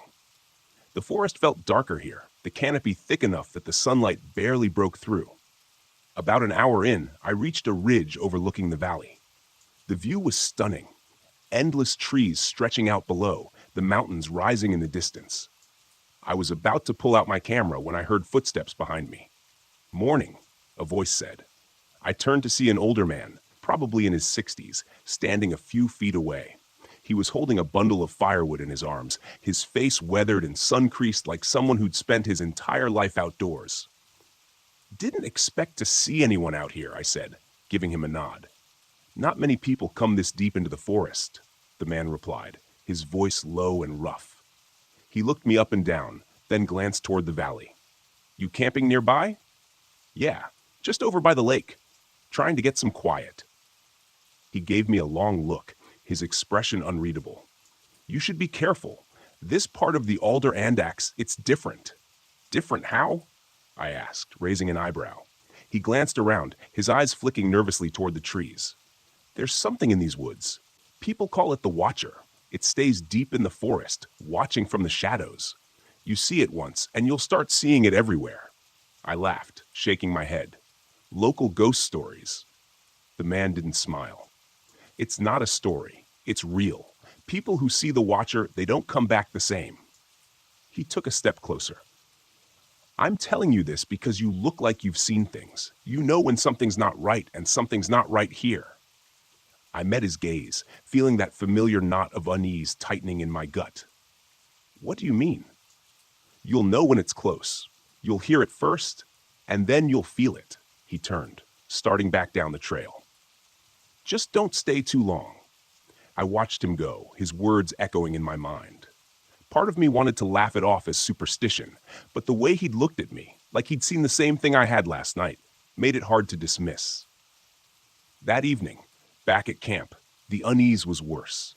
The forest felt like it was closing in, the trees towering higher than I remembered, the shadows deeper, darker. The wind had picked up, making the fire flicker and sputter, but it didn't drown out the sounds. The rustling came back, louder this time, and with it something else. Footsteps, slow, deliberate, circling the campsite. I grabbed my flashlight, shining it into the darkness, but the beam barely seemed to penetrate the trees. The footsteps stopped as soon as the light hit them, but when I moved the beam, they started again. I stood, turning in a slow circle, the flashlight in one hand and my knife in the other. My pulse was pounding, adrenaline kicking in. Every instinct I had screamed that something was wrong, that I wasn't alone out here. But no matter how hard I looked, I couldn't see anything. And then, just beyond the firelight, I saw it. A figure, tall and impossibly thin, standing between the trees. Its body was almost skeletal, its limbs too long, its head bent slightly as if it were watching me from above. Its eyes, or where its eyes should have been, were hollow, dark pits that stared right at me. My blood ran cold. I took a step back, my breath catching in my throat. The figure didn't move. It just stood there, watching, its presence pressing down on me like a weight. "Who are you?" I called out, my voice shaking despite myself. The figure didn't respond. It stayed still, silent, its form almost blending into the shadows. I raised my knife, backing toward the RV. The figure remained at the edge of the light, watching, waiting. I reached the door, yanked it open, and stumbled inside, slamming it shut behind me. For hours, I sat by the window, knife in hand, waiting for the figure to move. But it never did. It just stood there, barely visible in the darkness, its hollow eyes fixed on the RV. At dawn, the figure was gone, but the carvings had multiplied, dozens of them surrounding the campsite. The same tall, thin figures etched into the trees like a silent army. I didn't waste time. I packed up everything, threw it into the RV, and started the engine. As I drove away, the carvings seemed to watch me, following me down the narrow trail, their hollow eyes staring. I didn't stop until I was miles away from the area, the forest shrinking in the rearview mirror. But even as the trees thinned and the road stretched out in front of me, I couldn't shake the feeling that the Watcher was still out there, somewhere in those woods. It was still watching, and maybe it always would be.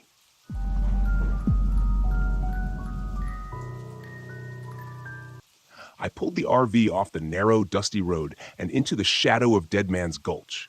The engine sputtered to a stop, and for a moment I sat there in silence, staring out at the barren valley stretching before me. The Ruby Mountains loomed in the distance, jagged and dark against the fading light. This was exactly what I wanted: isolation, quiet, and a place where the world couldn't find me. The RV had become my escape after Laura died. I could roam wherever I wanted, park wherever I pleased, and it felt like a kind of freedom. But now, sitting here in the middle of nowhere, I couldn't shake the feeling that I wasn't alone. The place had a weight to it, like the air was thick with something unseen, something waiting. I climbed out of the RV and stretched, the dry desert air biting at my skin as the temperature dropped with the setting sun. Dead Man's Gulch was as desolate as it sounded. I had read about it in a ghost stories book I found at a thrift store. Some legend about miners who disappeared back in the late 1800s. They supposedly saw shadowy figures in the valley at night before the earth collapsed and swallowed them whole. I didn't believe in ghosts, cryptids, or any of the nonsense locals spouted about this place. I just wanted to be alone, away from the pitying glances and endless condolences. No one understood how grief gnawed at you, hollowing you out until nothing was left. Setting up camp took about 15 minutes. I parked the RV next to the remnants of an old mining camp. A few rusted-out carts, the skeletal remains of a cabin, and a collapsed mine shaft disappearing into the hillside. It was perfect. No people, no distractions. Just me, the desert, and the stars. By the time I finished dinner, canned chili, nothing fancy, the sun had dipped below the horizon. I sat at the small table inside the RV, staring at the book in front of me, filled with old tales of ghost sightings and strange disappearances, most of them from around here. The locals called it the Phantom of the Mines, a shadowy creature that haunted the valleys, stalking anyone who got too close to the abandoned shafts. I flipped through the pages, skimming over accounts of miners swearing they'd seen something dark moving in the fog just before disaster struck. I shook my head and closed the book. Ghosts, shadows. It was all nonsense. Laura would have laughed at the idea. She'd never been scared of anything. Not the woods, not the wild. She was fearless. But I wasn't Laura. As I cleaned up, the RV's lights flickered. I paused, glancing at the ceiling.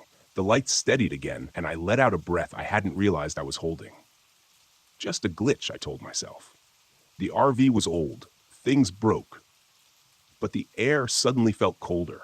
When I glanced out the window, I swore I saw movement, something shifting in the darkness just beyond the headlights.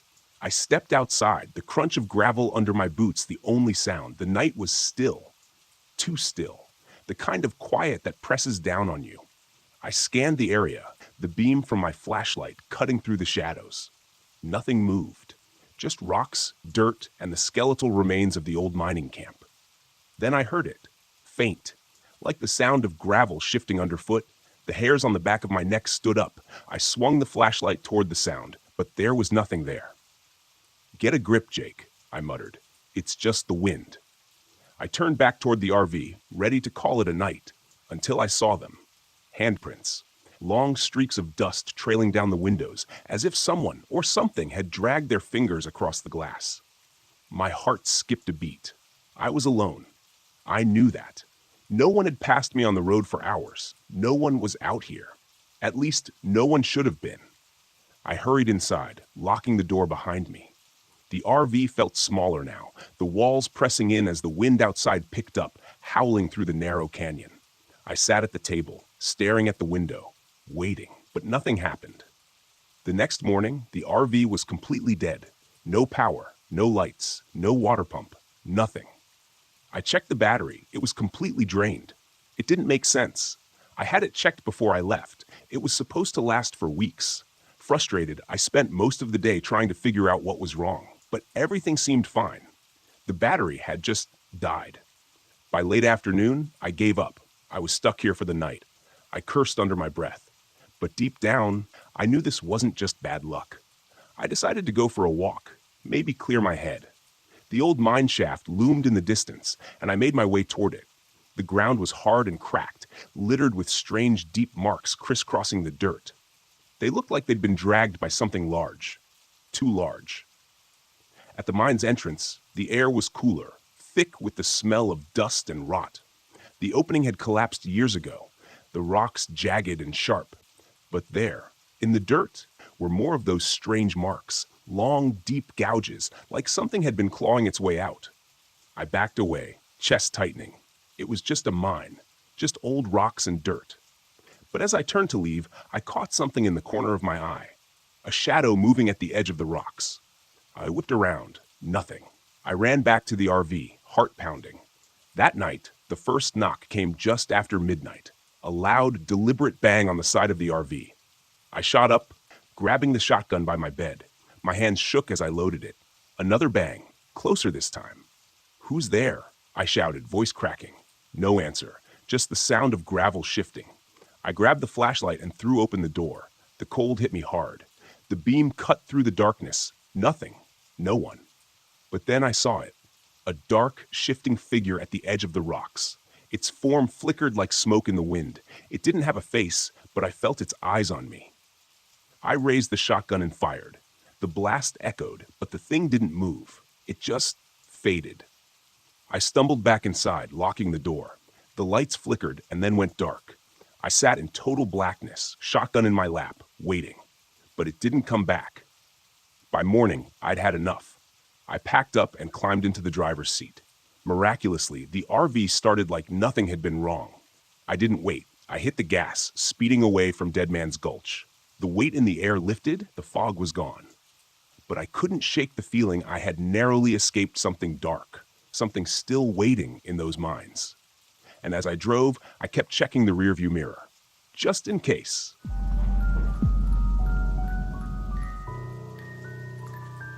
My name's Ronald Lopez, and this happened back in 1996 in the thick pine stretches of Idaho's Payette National Forest. Now, I'm not some storytelling type, but when you've seen what I've seen, it sits with you whether you want it to or not. I've been with the Forest Service nearly a decade, mostly search and rescue, but I don't really get a thrill out of finding folks lost off the trails. It's just a job, you know? Pays the bills and keeps my folks from worrying too much.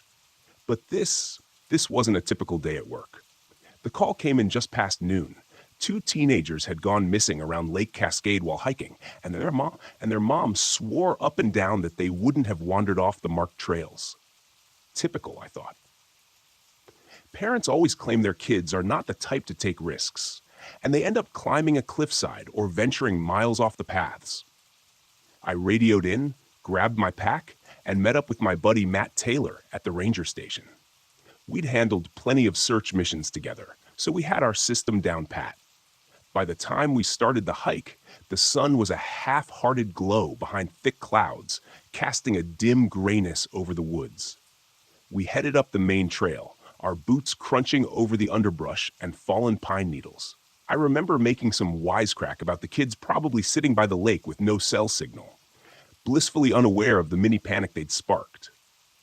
Matt chuckled and responded with something about making up for our overtime with the stash of cold beers back at the station. Just another day on the job, so I thought.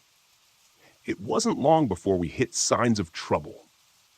About a mile up, we found what looked like a small campsite. A few scattered granola bar wrappers, a disposable camera, and a dirty sweatshirt lying next to a patch of trampled ferns. But there was something off about the setup. It didn't feel like kids were lounging around here. It felt more like someone had run through. The air was heavy, and I could smell this rank, earthy stench that was wrong for the forest. Matt raised an eyebrow at me, like he was feeling it too. We called out a few times, half expecting the teens to stumble out of the bushes, embarrassed and red-faced, but nothing stirred except a few startled birds in that eerie silence that fills the gaps where sounds should be. I knelt down, trying to get a sense of what had gone down here. There was a sharp imprint in the dirt, something like a claw mark, but wider and deeper than any animal I'd seen in these woods. I brushed my fingers over it, feeling the jagged lines. Whatever made that wasn't anything natural. "You seeing this?" I asked. Matt had spotted something farther up, a chunk of what looked like torn fabric caught on a low-hanging branch. It was a piece of a t-shirt, stained dark, likely blood. I felt a chill settle over me then, a realization that whatever was out here wasn't just a wild animal. We both knew when to trust our gut, and my gut was screaming that we were in over our heads. We pressed on, calling their names, but now every rustle in the bushes had me glancing over my shoulder. About a mile deeper into the woods, we found the first body. It was one of the teens, a boy, face down with his arm twisted under him at an unnatural angle. His body was mangled in a way that no mountain lion or bear would have done. His torso was scratched open, not by claws, but by something else. Something that seemed to tear rather than slash. Matt stepped back, a grimace on his face, muttering something I didn't quite catch.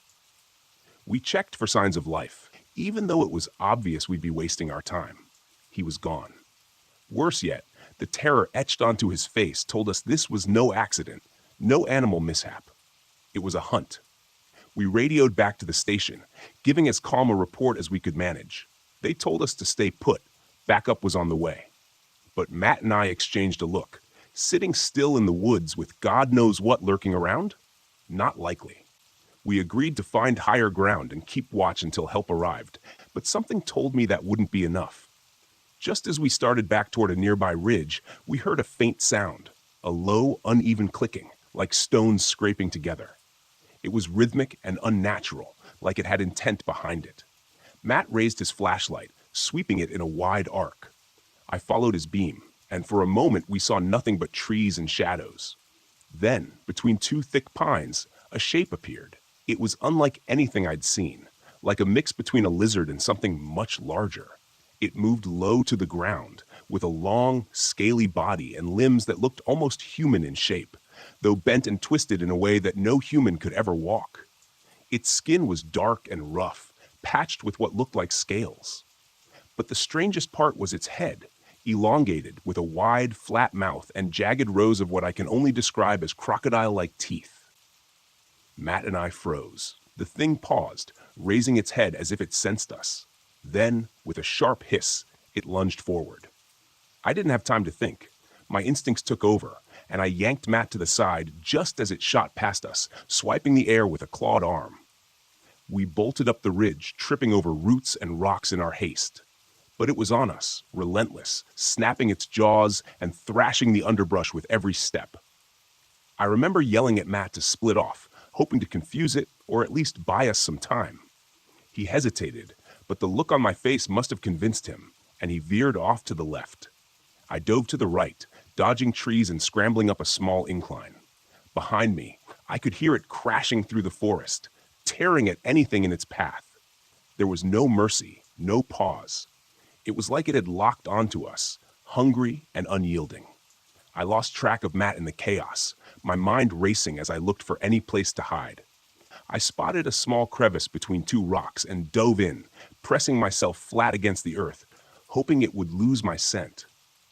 But then I heard the unmistakable sound of Matt's scream cutting through the forest. It was short, choked off, and I knew he'd met the same fate as the teenager back at the campsite. The clicking sound grew fainter, and I dared to lift my head. My legs were numb, my heart pounding so hard I thought it might give me away. But the forest around me was silent again. I stayed hidden for what felt like hours, watching the trees, waiting for any sign of movement. When I was sure it was safe, I crawled out, my legs unsteady, and started the long trek back to the station alone. When I returned to the ranger station, the backup was just arriving. They looked at me like I'd gone mad when I tried to explain what happened. They asked about Matt, and I told them the truth, as much as they would believe.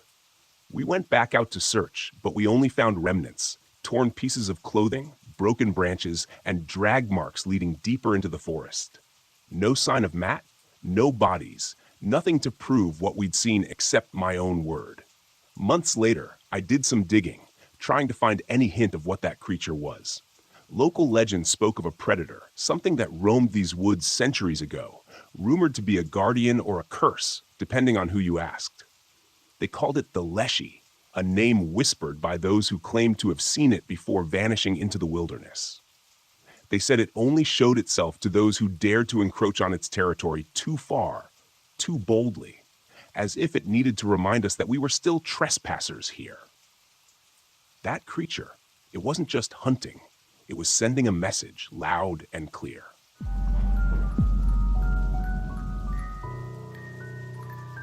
My name is Brian Patel, and back in 2016, I found myself deep in the heart of Montana's Glacier National Park.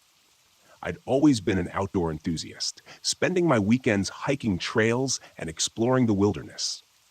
That summer, my buddy Trevor and I decided to tackle the Highline Trail, a 15-mile trek known for its stunning vistas and challenging terrain. We arrived at the park early in the morning, the sun just beginning to cast a warm glow over the rugged mountains. Trevor cracked a joke about us being the next Granite Grizzlies, a nickname we'd given ourselves after one too many camping trips. I laughed, adjusting my backpack. If we see any actual grizzlies, you can be the one to hug them, I shot back. As we set off, the trail was everything we hoped for, towering cliffs on one side and sheer drops on the other. We passed a few fellow hikers, sharing nods and smiles. One older gentleman warned us about loose rocks ahead. "Thanks for the heads up," Trevor replied. "We'll make sure not to lose our footing. Gravity's got enough victims already." About 5 miles in, we reached a fork in the path. The main trail continued forward, but a narrower, less trodden path veered off to the left. A weathered sign pointed left, labeled Swift Creek Overlook. Trevor raised an eyebrow. "Feel like taking the road less traveled?" "Why not?" I shrugged. "Could be an adventure. Besides, maybe we'll find that pot of gold everyone's always talking about." We turned onto the smaller trail, and the atmosphere subtly shifted. The sounds of distant hikers faded, replaced by the rustling of leaves and the occasional snap of a twig underfoot.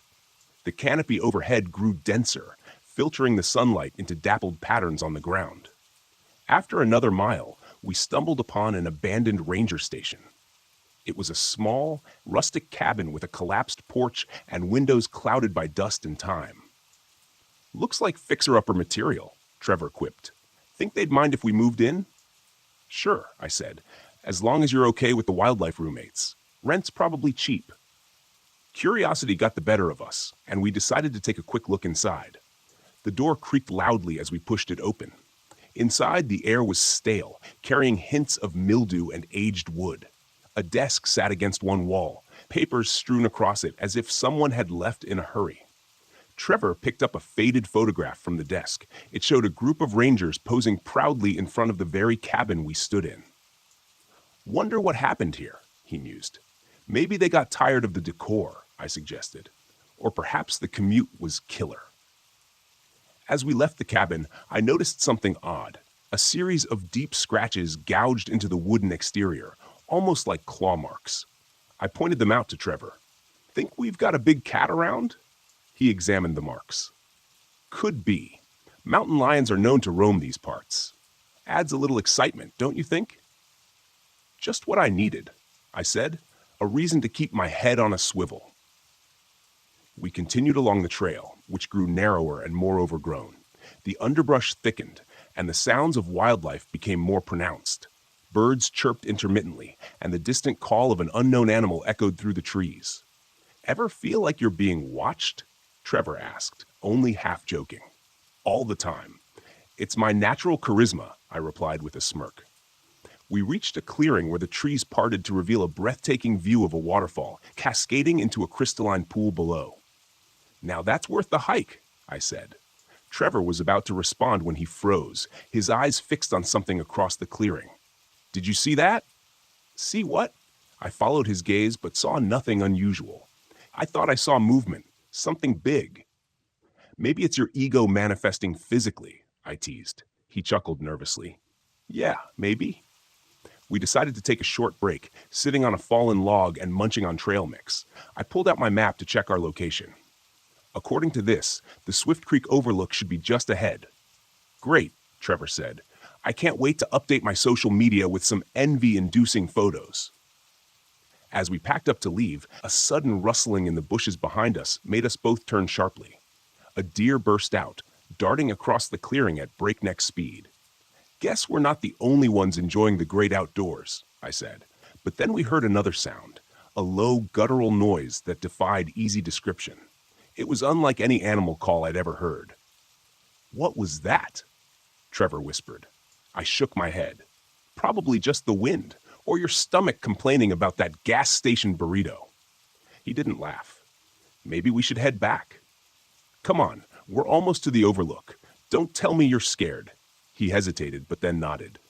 All right, but let's keep moving. We pressed on, but the forest seemed to grow darker despite the still high sun.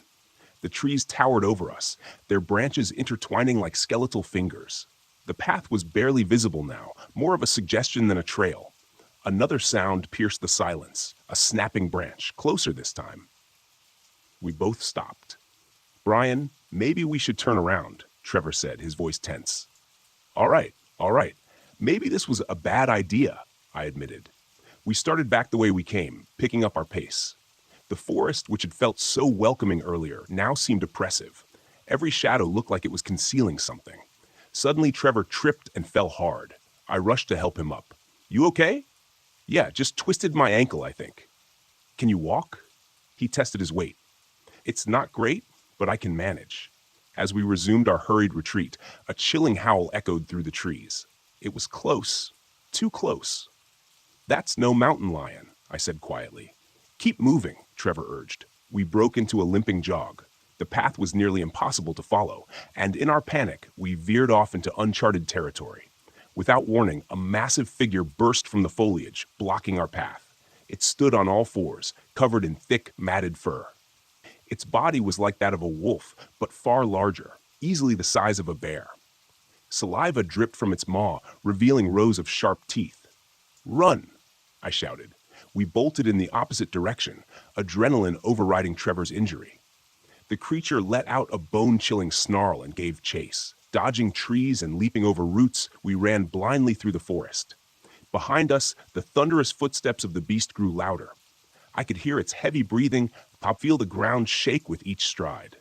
Trevor stumbled again, and this time the creature was upon him before I could react. It swiped at him with a massive paw, sending him crashing into a tree. Blood spattered across the leaves. Trevor, I screamed. I looked around frantically for anything to use as a weapon. Spotting a broken branch, I grabbed it and swung at the beast.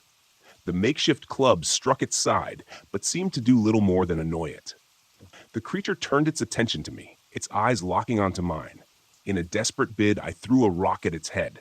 It flinched, giving me a split second to act. I rushed to Trevor's side. He was conscious but badly injured. We have to go, I urged. He grimaced. I can't. You have to get out of here. Not a chance, I said, hoisting him up. The beast shook off its momentary distraction and advanced slowly, almost as if savoring the hunt. Thinking quickly, I remembered the flare gun in my backpack, a safety measure I'd almost forgotten. I yanked it out, aimed at the creature, and fired. The flare struck its shoulder, erupting in a burst of light and sparks. The beast recoiled, letting out a pained howl. Seizing the opportunity, I half-dragged, half-carried Trevor as we made a desperate escape. We stumbled upon a narrow ravine, a gap too wide to jump, but with a fallen log bridging the sides. Go, Trevor urged. Together, we scrambled across the log. Midway, the beast reappeared at the ravine's edge, eyes glowing with fury. It started across the log behind us. Once we reached the other side, I pulled out a lighter from my pocket. Keep going, I yelled to Trevor. I set fire to the dry brush at our end of the log. Flames licked up the wood just as the creature was halfway across. It hesitated, but its momentum carried it forward. The fire weakened the log's structure, and with a loud crack, it snapped. The beast plunged into the ravine below, disappearing into the darkness. Breathing heavily, we didn't wait to see if it would resurface. We pushed onward until we broke through the tree line and stumbled onto a park ranger station, this one occupied. The rangers sprang into action upon seeing us. What happened? One demanded. Some kind of animal attacked us, I managed to say between gasps. They called for medical assistance and alerted their teams. Trevor was taken to a nearby hospital, and I accompanied him in the ambulance. In the following days, park officials searched the area but found no trace of the creature.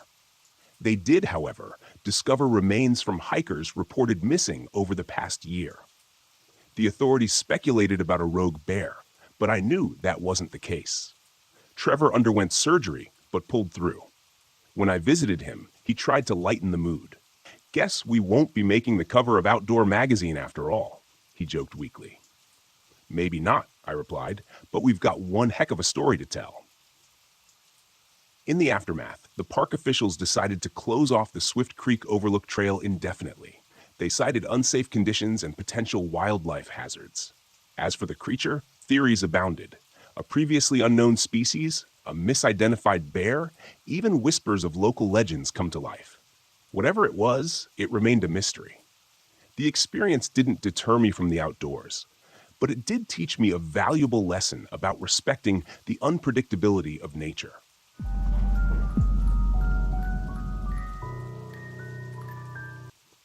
My name's Dylan Gonzalez, and in 2013, I took my RV to a spot near Kenai Fjords National Park in Alaska. I'm not a survivalist or a wilderness guide. I'm an accountant from Atlanta who got fed up with numbers and paperwork.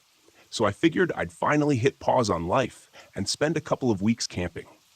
I drove all the way from Georgia, chasing the quiet, thinking Alaska would be the kind of place where I could just sit back with a beer and let my brain go blank for a while. When I parked the RV in this isolated area just outside the national park, it felt perfect. Not a single person around. I was miles from the nearest campground, let alone a neighbor. And to me, that was ideal. I was setting up my little oasis when I noticed a couple of things off the bat that didn't sit right. The first was the absence of wildlife. I mean, it's Alaska, bears, moose, the whole lot. But around me, nothing. No scat on the ground, no broken branches from animals passing by, just silence, except for the faint rustling of leaves. By day 3, I'd settled into a good routine. Coffee in the morning, a short hike in the woods, then I'd grill up whatever canned meal I felt like eating. It was on one of these afternoon hikes that I stumbled across an old, half-collapsed wooden cabin. It looked like it had been abandoned for decades. The door was hanging off the hinges, and there was this strange smell around it. A mix of rotting wood and something sharper, kind of metallic. I figured it was rust from some old tool or metal scrap inside, so I brushed it off. But something didn't sit right with me. There were bits of clothing scattered around the area, shirts, old jackets, even a pair of jeans. Looked like they'd been there for years, frayed and faded by the weather. I don't know why, but I felt a chill. Part of me thought I should turn back, but another part, maybe the accountant side that just needs answers, thought I should go inside and take a look around. The interior was even worse. Dirt was caked on every surface. The floor was covered in what looked like animal bones, small ones, maybe birds or rabbits. And that same metallic smell was stronger now. I looked up and noticed something hanging from the ceiling. It was a hook, the kind you'd see in butcher shops. It didn't belong there, not in the middle of a forest. But it was there all the same, swaying slightly as if disturbed by some breeze that I couldn't feel. At that point, I decided to head back to the RV. I figured it was best to keep my distance from whatever strange things were left behind in that place. But when I stepped out of the cabin, I could have sworn I heard footsteps, faint and dragging behind me. I stopped, turned around, and waited. But nothing appeared. The forest around me was dead silent again. Back at the RV, I tried to shake off the feeling, telling myself I just psyched myself out. That night, though, I barely slept. I had brought a shotgun with me just in case of wildlife, and I kept it by my side. Every little noise outside felt amplified, like something was creeping around just out of sight. I told myself I was just being paranoid. Morning came, and I felt a bit stupid. I decided to spend the day fishing in a small creek I'd passed earlier, trying to distract myself. But even out by the water, that eerie silence remained. No birds chirping, no fish biting, just the occasional snap of a twig somewhere behind me, which I tried my best to ignore. The thought that maybe I wasn't alone out here crept up more than once, and I started questioning if maybe I'd made a mistake coming out this far. Then, later that evening, as I was grilling up some fish, I caught a glimpse of movement from the corner of my eye, just on the edge of the tree line. I squinted, trying to make out what I was seeing, but all I could make out was a figure. A man, maybe, crouching low, watching me. He was dressed in what looked like layers upon layers of dirty clothes, all torn up and mud-streaked, his face partially obscured by a tangle of hair. He was still as a statue, just watching. I shouted out to him, trying to play it cool, asking if he was lost, but he didn't respond. Instead, he slowly ducked back into the trees, disappearing without a sound. Every instinct told me I needed to pack up and leave. But stubborn as I was, I convinced myself that he was probably just some harmless drifter. I thought if I ignored him, he'd go away. The next night, things escalated. I woke up around 2 a.m. to a scraping noise coming from outside. It was a slow, dragging sound, like something was being pulled along the side of the RV. I froze, gripping the shotgun tighter than ever, listening. The scraping moved along the length of the vehicle, stopping right outside the window next to my bed. I didn't dare look out. For a solid hour, I just lay there, sweating, listening to the faint scratching on the metal. Then, silence. I finally drifted off, hoping I'd imagined the whole thing. But in the morning, when I stepped outside, there were muddy handprints smeared along the side of the RV. That was enough for me. I started packing up my stuff, thinking I'd head back to the main road and find a new spot, maybe closer to a town. But as I loaded the last of my things, I spotted him again, standing a few yards away by a cluster of birch trees, staring at me with this blank, almost curious expression.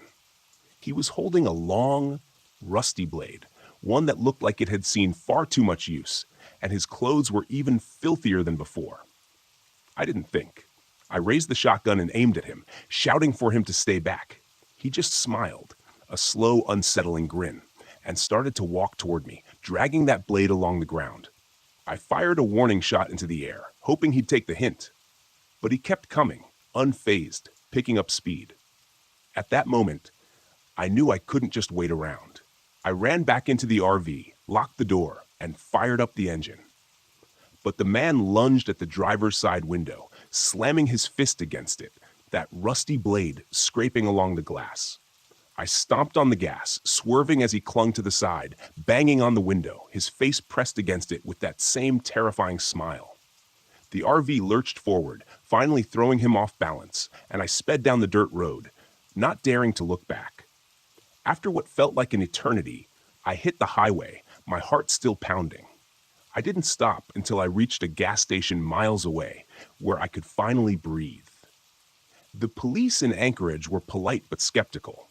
They took down my statement and checked out the muddy handprints on the RV, but all they could offer was a half-hearted promise to patrol the area. They didn't even sound like they believed me. Later, out of curiosity, or maybe just out of fear, I did some digging. I found a couple of stories about a man named Gideon, who was known to lurk in those woods. Rumored to be some kind of deranged hermit who'd lived there for decades, people said he'd lost his family in a hunting accident and went off the deep end, becoming obsessed with cleansing the forest of outsiders.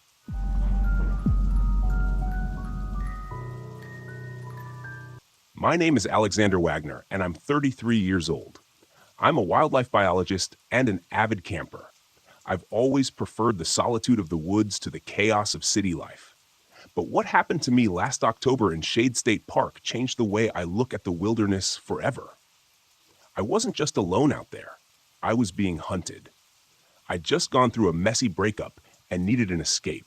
Shade State Park seemed like the perfect place to clear my head and refocus on my work. I had an article deadline looming about the biodiversity in Indiana state parks, and I figured a few nights in the woods would give me the peace I needed to write. I arrived on a Friday afternoon, parking my RV in one of the more secluded campsites near the edge of the park. The spot was surrounded by tall trees, their leaves starting to turn shades of orange and gold. A narrow ravine cut through the area, and the soft gurgle of a distant creek was the only sound as I set up my gear. I realized I'd forgotten to pack extra batteries for my flashlight. Amateur mistake, I muttered to myself. Still, I shrugged it off, figuring my phone's light would suffice if needed. I was more concerned about the thick fog rolling in. It clung to the ground, making the woods feel unnervingly still. That night, as I sat by the fire, I heard it for the first time, faint crying drifting through the trees. It sounded like a child, soft and pitiful. I froze, listening, my heart pounding. It wasn't unusual to hear strange noises in the woods, but this was different. The sound tugged at something deep inside me, like an instinct I couldn't ignore. "Hello?" I called, standing and shining my phone's light into the trees. The crying stopped abruptly, leaving an eerie silence behind. My gut told me to stay put, but I couldn't shake the nagging thought that someone might need help. Grabbing my phone and a jacket, I ventured a few steps into the woods. "Is someone there?" I called again, my voice trembling. No answer, just the rustling of leaves as a light breeze picked up.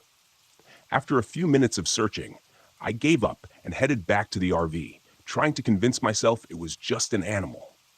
The next morning, I met Ranger Neil. He was making his rounds and stopped by my campsite to chat. He was in his 40s with a weathered face and a calm demeanor. "Morning," he said, tipping his hat. "You out here all alone?" "Yeah," I replied, pouring myself a cup of coffee. "I'm a biologist doing some research."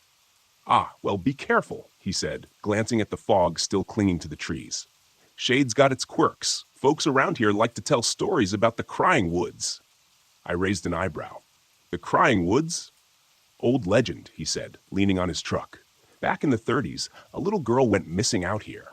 Family never found her. Some say you can still hear her crying, trying to lead people into the woods. Thing is, those who follow the sound don't always come back." I laughed nervously. "That's unsettling."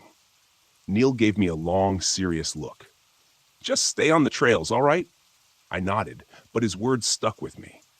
That day, I decided to explore a few trails and take notes for my article. The woods were beautiful in the daylight, full of vibrant colors and the earthy smell of fallen leaves. But as I walked, I couldn't shake the feeling that I was being watched. About an hour into my hike, I noticed footprints on the trail. They were small, like a child's, and barefoot. I stopped, frowning. What kind of parent lets their kid wander around here without shoes? The prints veered off the trail, disappearing into the dense underbrush. I crouched down to take a closer look. The edges of the prints were fresh, the soil still slightly damp. A chill ran down my spine. I stood quickly, deciding it was time to head back to the RV. That night, the crying returned. It started softly, just beyond the edge of the campsite. This time, it didn't stop when I called out. Instead, it grew louder, more desperate. "Help me," a small voice whimpered. My heart raced as I peered out the RV window. In the dim firelight, I saw her, a girl no older than 8, standing at the edge of the trees. She was barefoot, wearing a dirty white dress, her hair tangled and wild. She was crying, her shoulders shaking. "Hey," I called, grabbing my jacket. "Are you okay?" The girl looked up, and for a moment our eyes met. Her face was pale, her cheeks streaked with tears, but her eyes, they were hollow, dark as the void. Before I could react, she turned and ran into the woods. "Wait!" I shouted, chasing after her. The fog swallowed me as I stumbled through the trees, calling for the girl. The crying grew fainter, pulling me deeper and deeper into the woods. My phone's light barely cut through the haze, and the trees seemed to close in around me. Finally, I stopped, gasping for breath. The crying had stopped, replaced by an oppressive silence. I turned in a slow circle, realizing I had no idea where I was. My stomach sank. Then I saw it, a small, crumbling cabin hidden among the trees. The door hung crookedly on its hinges, and the windows were broken. I approached cautiously, every instinct screaming at me to turn back, but curiosity won out. Inside, the air was heavy with the smell of damp wood and decay. Dust motes floated in the dim light as I stepped over broken furniture and shattered glass. On a table in the corner, I found a stack of old newspapers, yellowed with age. My breath caught as I read the headline, "Local Girl Missing in Shade State Park." The date was from 1937. Beneath the article was a photograph of the girl. It was her, the same girl I'd seen in the woods. As I skimmed the article, a detail jumped out at me. The girl had been suspected of pushing her younger brother into a ravine shortly before her disappearance. She claimed it was an accident, but witnesses reported hearing the siblings arguing moments before the tragedy. A sudden sound made me whirl around. The crying had returned, louder now, echoing through the cabin. My hands shook as I backed toward the door. When I stepped outside, the girl was there, standing at the edge of the ravine. Her crying stopped as she turned to face me. Her hollow eyes locked onto mine. "Why did you leave me?" she whispered, her voice laced with anger. "I didn't," I stammered, my throat dry. "I'm here to help." She took a step closer, and her face twisted. Her mouth stretched into a grotesque grin. Her eyes began to bleed, dark streaks running down her pale cheeks. "You'll stay with me," she said, her voice a distorted growl. The ground beneath me trembled, and I realized too late that I was standing at the edge of the ravine. Roots and dirt crumbled under my feet as the girl lunged at me, her hands clawing at my arms. I screamed, swinging my phone at her. The light catching her face, she recoiled, hissing like an animal, and vanished into the fog. My legs gave out, and I collapsed onto the forest floor, shaking uncontrollably. I don't know how I made it back to the RV. The walk was a blur, my mind racing with what I'd just seen. When I finally locked myself inside, I collapsed onto the bed, clutching my knees to my chest. As I drove out of the park the next morning, I heard the crying one last time, faint and distant. I glanced in the rearview mirror and saw her standing in the road, watching me leave. I haven't gone back to Shade State Park since, but sometimes, late at night, I hear a child crying outside my window, and I know she's still waiting for me. This story highlights the chilling lure of a malevolent spirit preying on empathy and curiosity to trap its victims.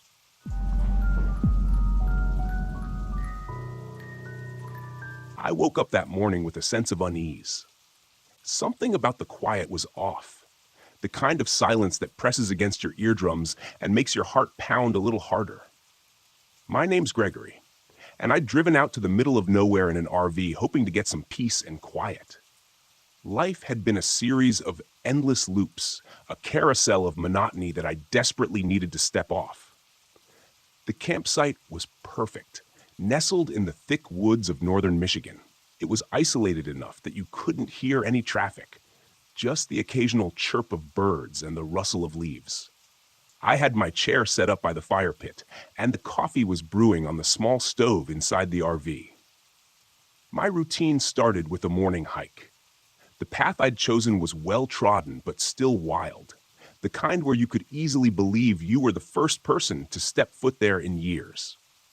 As I wandered deeper into the forest, the sunlight filtered through the dense canopy, casting dappled shadows on the ground. The air was fresh with that earthy smell that only a forest can have. I was about an hour into my hike when I stumbled upon an old, dilapidated cabin. It was the kind of place you see in horror movies, but there was something oddly compelling about it. The door hung off its hinges, and the windows were shattered, giving it a skeletal look. Curiosity got the better of me, and I decided to take a closer look. The inside of the cabin was covered in a thick layer of dust and cobwebs. Old furniture was strewn about, and papers littered the floor. I bent down to pick up a yellowed piece of paper, which seemed to be a letter. It was hard to make out the faded ink, but the words "help" and "trapped" were unmistakable. Suddenly, a noise from outside caught my attention.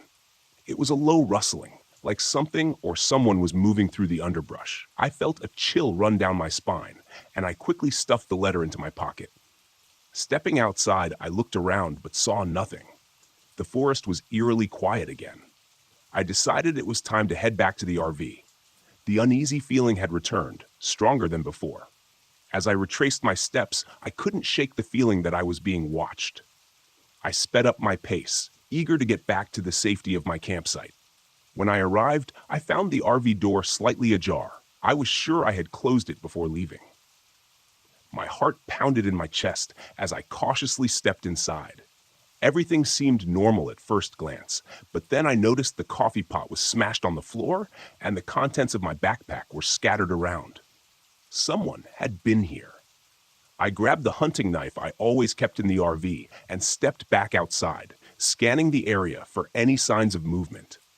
The woods around me seemed to close in, the trees looming like silent sentinels. That's when I saw him, a man standing at the edge of the clearing, watching me. He was tall and gaunt, with wild hair and a beard that looked like it hadn't been trimmed in years. His clothes were tattered, and his eyes were fixed on me with a disturbing intensity. "Who are you?" I shouted, gripping the knife tighter. He didn't respond, just stood there staring. Then, slowly, he turned and disappeared into the woods. I felt a surge of anger and fear. Who the hell was this guy, and what did he want? I wasn't about to let some creep ruin my escape from reality. I decided to follow him, keeping my distance, but staying close enough to keep him in sight. The man moved quickly through the forest, almost as if he knew it, like the back of his hand. I struggled to keep up, branches slapping against my face and thorns scratching my arms. After what felt like hours, we arrived at another clearing, this one dominated by a large, ominous-looking structure. It was an old warehouse, abandoned and overgrown with ivy. The man slipped inside through a broken window, and I cautiously followed. The interior of the warehouse was dark and musty. The air was thick with the smell of mold and decay. I could hear the sound of footsteps echoing off the walls. As my eyes adjusted to the dim light, I saw him again, standing at the far end of the room. "Why are you following me?" he asked, his voice echoing in the cavernous space. "I should be asking you the same thing," I replied, trying to sound more confident than I felt. "What do you want from me?" He let out a low, humorless laugh. "You shouldn't have come here. This place isn't for people like you." I felt a surge of defiance. "And what exactly is this place?" He didn't answer. Instead, he turned and walked deeper into the warehouse. I hesitated for a moment before following him. We navigated through a maze of corridors and rooms, each one more dilapidated than the last. Finally, we arrived at a large open space that seemed to be some sort of makeshift living quarters. There were makeshift beds, old furniture, and even a small stove. "Welcome to my home," he said with a hint of sarcasm. "I've been living here for years." "Ever since I disappeared," he added. "Disappeared?" I asked, confused. "Yeah, disappeared, like all those people you read about in the papers. Just vanished without a trace. Only I didn't vanish. I chose to live off the grid, away from society." I started to piece it together. This guy was one of those missing persons you hear about on the news, the ones who vanish and are never found. But he had chosen this life for reasons I couldn't understand. "Why?" I asked. "Why live like this?" He looked at me with a mixture of pity and contempt. "Because society is broken. People are selfish, cruel, and deceitful. Out here, I'm free. I don't have to answer to anyone." "But you're not free," I argued. "You're trapped here, just like that letter said." His eyes flashed with anger. "You read the letter?" "Yeah, I did. Someone was asking for help." "Who was it?" He laughed again, a harsh, bitter sound. "That was me, a long time ago. I thought I wanted to be found, but then I realized I was better off alone." I felt a chill run through me. This guy was clearly unhinged. I needed to get out of there, and fast. "Look, I don't want any trouble. I'll just go, and we can both pretend this never happened." He shook his head. "I can't let you do that. You know too much." Before I could react, he lunged at me, knocking the knife out of my hand. We struggled, rolling across the dirty floor. He was stronger than he looked, and I was quickly overpowered. He pinned me down, his hand closing around my throat. I gasped for air, my vision starting to blur. In a desperate move, I reached for a nearby piece of broken glass and slashed at his arm. He screamed in pain and released his grip. I scrambled to my feet, grabbing the knife and running for the exit. I could hear him behind me, cursing and stumbling. I burst out of the warehouse and into the forest, running as fast as I could. My lungs burned and my legs felt like lead, but I didn't dare slow down. I could hear his footsteps behind me, getting closer and closer. I broke through the trees and into the clearing where my RV was parked. I didn't stop until I was inside, locking the door behind me. I grabbed my phone and dialed 911, my hand shaking so badly I could barely press the buttons. 911, what's your emergency?" the operator asked. "There's a man. He's trying to kill me," I gasped. "Stay calm, sir. Where are you?" I gave them my location, praying they would get here in time. I could hear the man outside banging on the door and shouting. I grabbed the hunting rifle I kept in the RV, loading it with trembling hands. The banging stopped, and everything went silent. I waited, my heart pounding in my chest. Minutes felt like hours. Then I heard the sound of sirens in the distance. Relief washed over me as I saw the flashing lights of the police cars approaching. The officers quickly surrounded the RV, weapons drawn. I opened the door, hands raised, and they rushed in, securing the area. They found the man a short distance away, bleeding and delirious. He was taken into custody and later identified as Leonard Bain, a man who had been missing for over a decade. The police found evidence of his crimes in the warehouse, the remains of several missing persons who had met a gruesome end at his hands. The story made headlines, and I was hailed as a hero for helping to bring him to justice. As the days went by, I couldn't shake the feeling of unease. The forest, which had once been a place of solace, now felt like a place of nightmares. I knew I'd never come back here, but I couldn't forget what happened. Leonard Bain had chosen his isolation, but it had driven him to madness, and I had stumbled into his dark world by chance. The authorities cleaned up the site, and the remains were identified and returned to their families. Life went on, but I was forever changed by that encounter. The scars on my neck were a constant reminder of how close I'd come to death. In the end, I realized that sometimes the monsters we fear aren't hiding in the dark. They're right there in plain sight, wearing the face of a man who just wanted to be left alone. And sometimes the only way to survive is to fight back, no matter how terrifying the odds.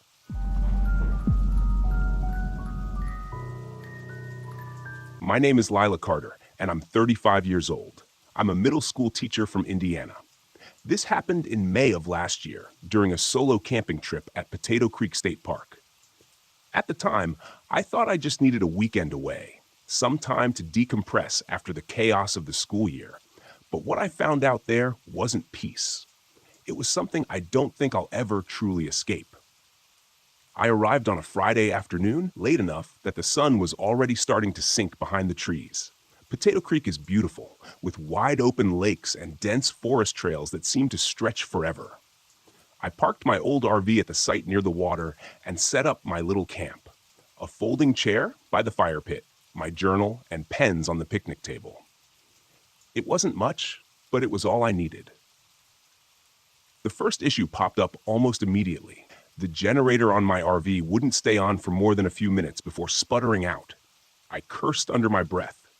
Without it, I wouldn't have power for lights or to charge my phone. I reminded myself I'd come here to unplug anyway and shrugged it off. As I was unpacking, I noticed something odd. A deer stood at the edge of the woods, staring directly at me. That wasn't unusual in itself, but the way it stood there, perfectly still like a statue, sent a ripple of unease through me. When I waved my arms to scare it off, it didn't flinch. It just turned its head slightly as if trying to understand me, then disappeared into the trees. I tried not to think about it as I made dinner. Night fell quickly, bringing a heavy silence with it. No crickets, no rustling leaves, just stillness. It was unsettling. I sat by the fire, staring into the flames, and that's when I heard that whistling. It was faint at first, just a few notes carried by the breeze. I assumed it was another camper, but when I strained my ears, I realized it wasn't coming from the nearby sites. It was coming from deep in the woods. I don't know why, but the sound unsettled me. I went inside the RV and locked the door. When I checked my phone, I saw that I had no signal. Not surprising, given how remote the area was. I tried to sleep, but my dreams were strange that night. I kept hearing someone whispering my name over and over.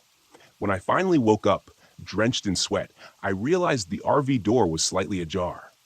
My heart nearly stopped. I was certain I'd locked it before going to bed. The next morning, I decided to shake off the weirdness and go for a hike. The fresh air felt good, and I started to relax as I walked the trails. That's when I saw the footprints. They were barefoot, large, but with long, twisted toes, almost like claws. They weren't human, but they weren't animal either. They appeared out of nowhere in the dirt and led off the trail into the dense underbrush.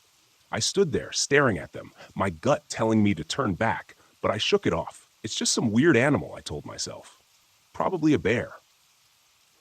When I got back to my campsite, I met Jaden. He was camping a few sites down and seemed about my age, mid-30s, with a friendly smile and a bit of a nosy streak. "You camping alone?" he asked, glancing at my RV. I nodded and he raised an eyebrow. "You're braver than me. This place has a weird vibe, you know?" I laughed nervously and tried to brush him off, but he kept talking. "You heard the stories about this area? The Skinwalker legend?" I shook my head, even though the word sent a chill down my spine. I'd heard it before somewhere, but I couldn't remember the details. "It's an old Native American story," Jaden explained. "They say it's a shapeshifter, a spirit that can take the form of anything it wants. People, animals. It mimics voices, tries to lure you into the woods. Once you see it, you're pretty much screwed." He grinned, like it was all a big joke, but I could see the unease in his eyes. "Thanks for the bedtime story," I said dryly, trying to laugh it off, but I couldn't shake the knot forming in my stomach.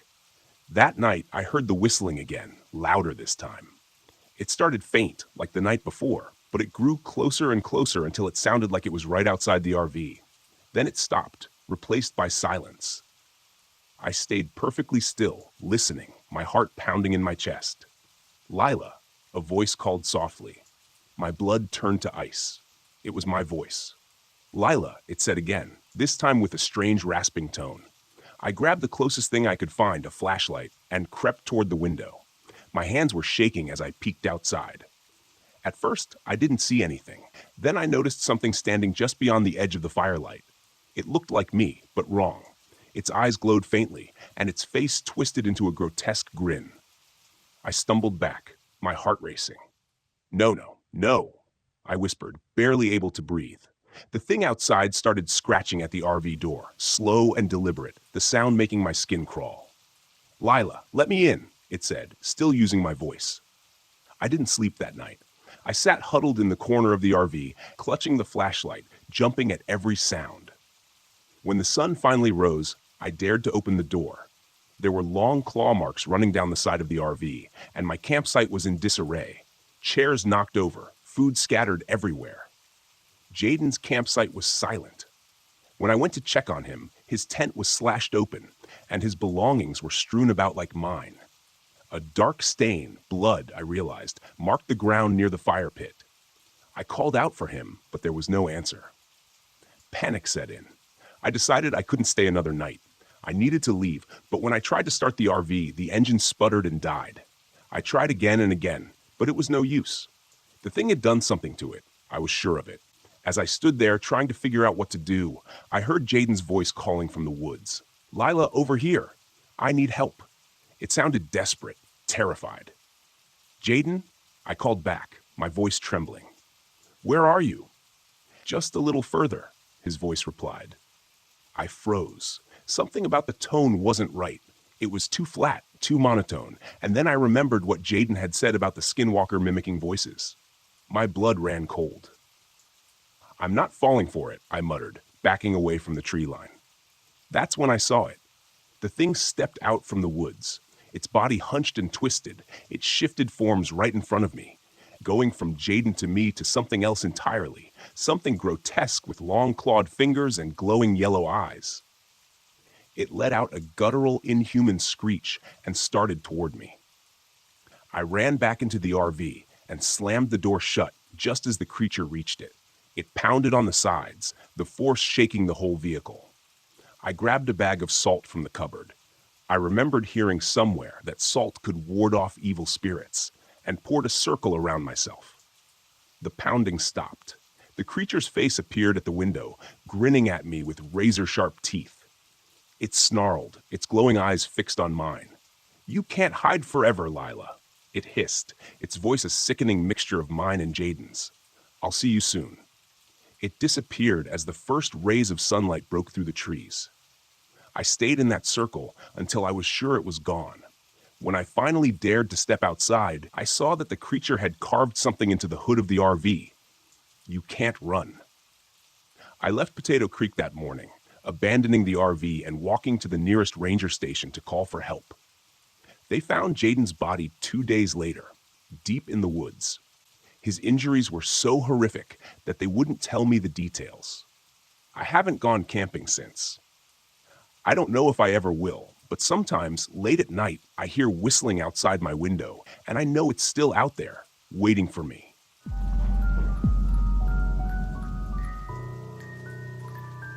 My name is Wesley Crane. It's 2015, and I'm sitting in an RV park just outside Yellowstone, wondering how the hell I got here. I'm not really the outdoorsy type, to be honest, but after my divorce last year, I thought it'd be good for me to get away from everything, clear my head, do the whole finding myself thing. I bought an old RV, thinking I'd hit the open road and maybe grow some stubble while pretending to know what I'm doing. I work as an accountant, so my idea of adventure usually involves tax loopholes, not whatever I just went through. To set the stage, I'm parked at this quiet little site, nothing but me, some trees, and the occasional squirrel to keep me company. The park is gorgeous, don't get me wrong, but there's something unnerving about how isolated it feels. You don't realize how much noise there is in a city until you're somewhere like this, where the silence itself is almost loud. I had been camping out for a couple of days already, pretending to enjoy my lukewarms of beans and the lack of decent Wi-Fi when I decided to venture out a little farther than usual. There's this trail that winds up through the woods just past where I parked, a real postcard kind of place. I figured I'd hike for an hour or two, then come back, maybe crack open a beer and convince myself I was becoming a nature guy. The first part of the walk was fine, quiet, peaceful even. There wasn't a soul in sight, which I thought was kind of weird for the height of tourist season, but I figured everyone else had more sense than to hike alone. Then, as I rounded a bend, I saw it. At first, I thought it was some kind of joke, maybe a film set I'd accidentally wandered into. There was an RV, not unlike mine, tucked into a small clearing just off the path, but it was trashed. Not like bear attack trashed, but methodical, almost surgical. Doors hanging off, windows smashed, the roof torn out in places. It didn't look like the kind of damage nature could do. No, this was something more deliberate. Curiosity got the better of me, and I stepped off the trail to check it out. The closer I got, the more wrong everything felt. It wasn't just the damage, it was the atmosphere. The air felt thick, heavy, like something was pressing down on me. My stomach churned with the kind of unease you can't quite put into words, like you've just remembered something horrible you'd tried to forget. I stopped short of the RV's door, realizing I didn't want to see inside, but by then I'd already seen too much. There was blood, splashes of it across the side of the vehicle, like someone had thrown a bucket of red paint at it. And there was more, drag marks leading from the RV into the woods. It didn't take a genius to know something bad had happened here. I should have turned back right then, sprinted down that trail, and never looked back. But no, like an idiot, I stepped closer. Inside, the place was torn apart, furniture overturned, dishes shattered on the floor, personal belongings scattered everywhere. It was like someone had been living there 1 second, and then suddenly, well, wasn't.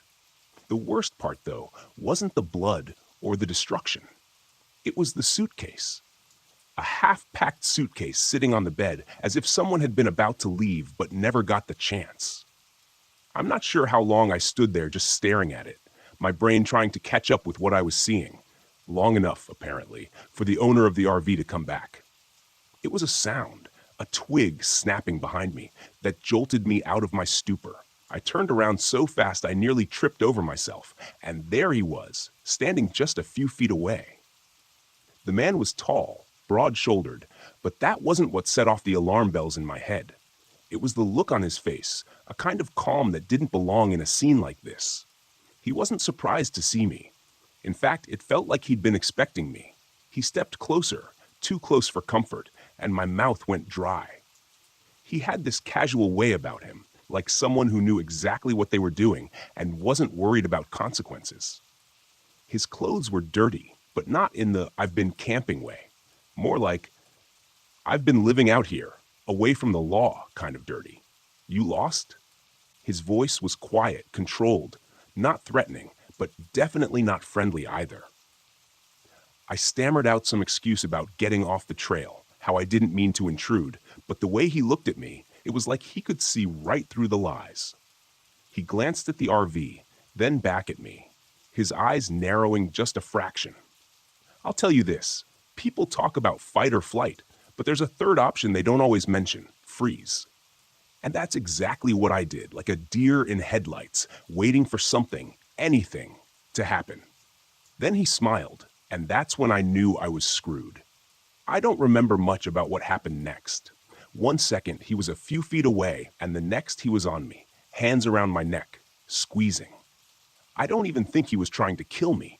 Not yet, just testing me, like a cat plays with a mouse. I thrashed, managed to elbow him in the ribs, and for a second, his grip loosened just enough for me to get away. I ran blindly, stupidly, crashing through the trees, my heart pounding in my ears. I could hear him behind me, his footsteps heavy but unhurried, like he knew the woods better than I ever could. The ground was uneven, roots and rocks tripping me up, but I didn't stop, couldn't stop. If I stopped, I was dead. Eventually, I burst back onto the main trail, my lungs on fire, legs shaking like jelly.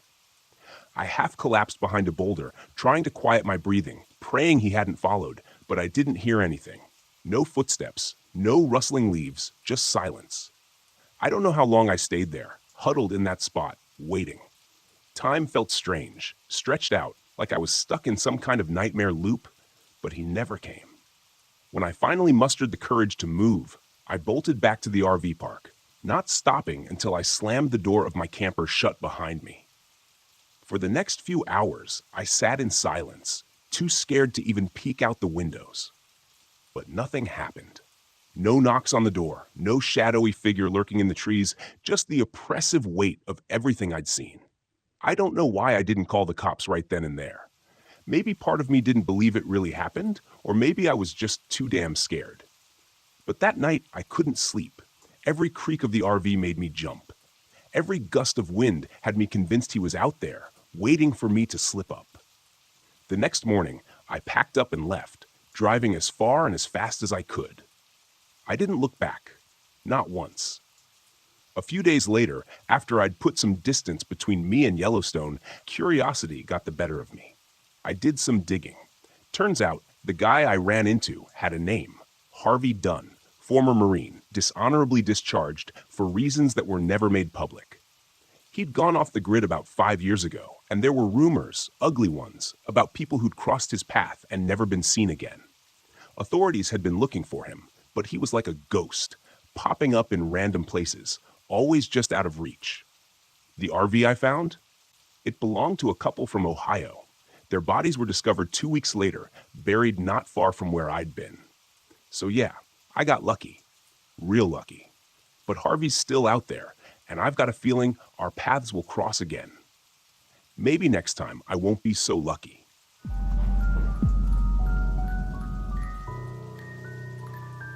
My name is Nicholas Harris, and I'm 57 years old.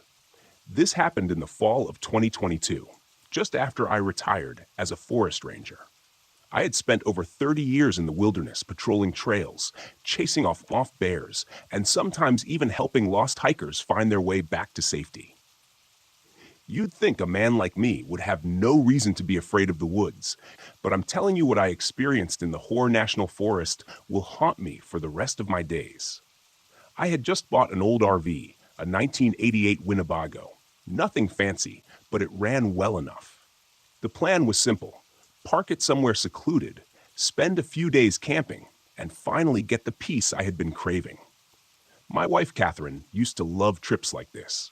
She passed 5 years ago in a hiking accident, one I couldn't prevent, and I still carry the guilt of it. I thought this trip might help me reconnect with her memory, and maybe even forgive myself. I chose the Sycamore Trail in Hoare National Forest. It's not as busy as some of the other spots, and I knew the land like the back of my hand.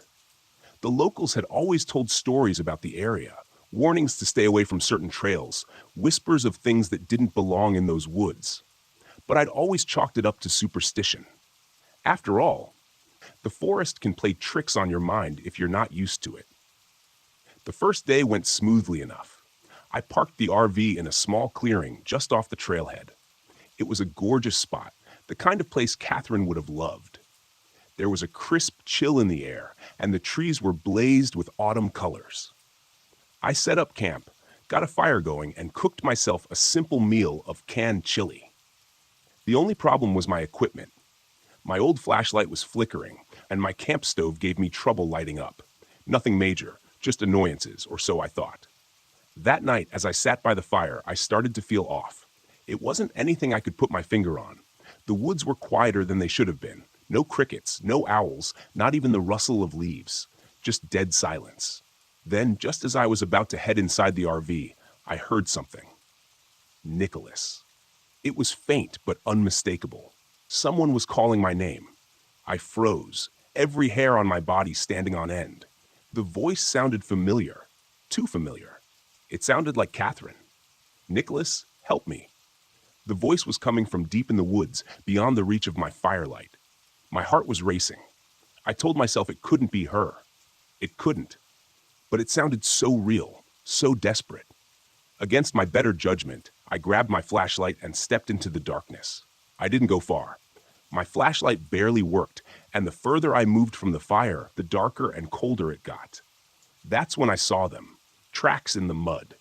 They were strange, like a mix between human footprints and animal paw prints, as if someone had been walking barefoot but with claws. They led in a wide circle around my RV before disappearing into the woods. I stood there staring at the tracks, trying to make sense of them. That's when I heard the voice again, closer this time. Nicholas, please, it hurts. It was Catherine, or at least it sounded like her. Who's there? I shouted, my voice trembling despite my best efforts to sound tough.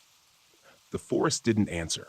I backed away slowly, my flashlight flickering, and retreated to the safety of the RV, locking the door behind me. I tried to convince myself it was just my imagination. Maybe it was a bird mimicking her voice, maybe I was hearing things, but deep down I knew better. The next day, I tried to shake it off. I spent the morning exploring the trail, hoping a good hike would clear my head. The woods were still unnervingly quiet, but nothing unusual happened. By the time I returned to camp, the sun was starting to set, painting the sky in shades of orange and pink. That's when the rain started. Light at first, then heavy. I sprained my ankle slipping on the wet ground while fetching firewood, cursing under my breath as I hobbled back to the RV. The storm made the forest even darker, and the flickering flashlight wasn't much help. That night, I heard scratching. It started faint, like branches brushing against the RV, but it grew louder and more deliberate. Something, or someone, was outside. I peered through the window, but all I saw was darkness. Then came the knocking. 3 sharp knocks on the side of the RV, followed by silence. "Who's there?" I yelled, my voice shaking. No answer. I grabbed my hunting rifle and edged toward the door. My heart pounded as I threw it open, aiming into the night. But there was nothing there. Nothing except the faintest outline of a figure in the trees, tall and impossibly thin.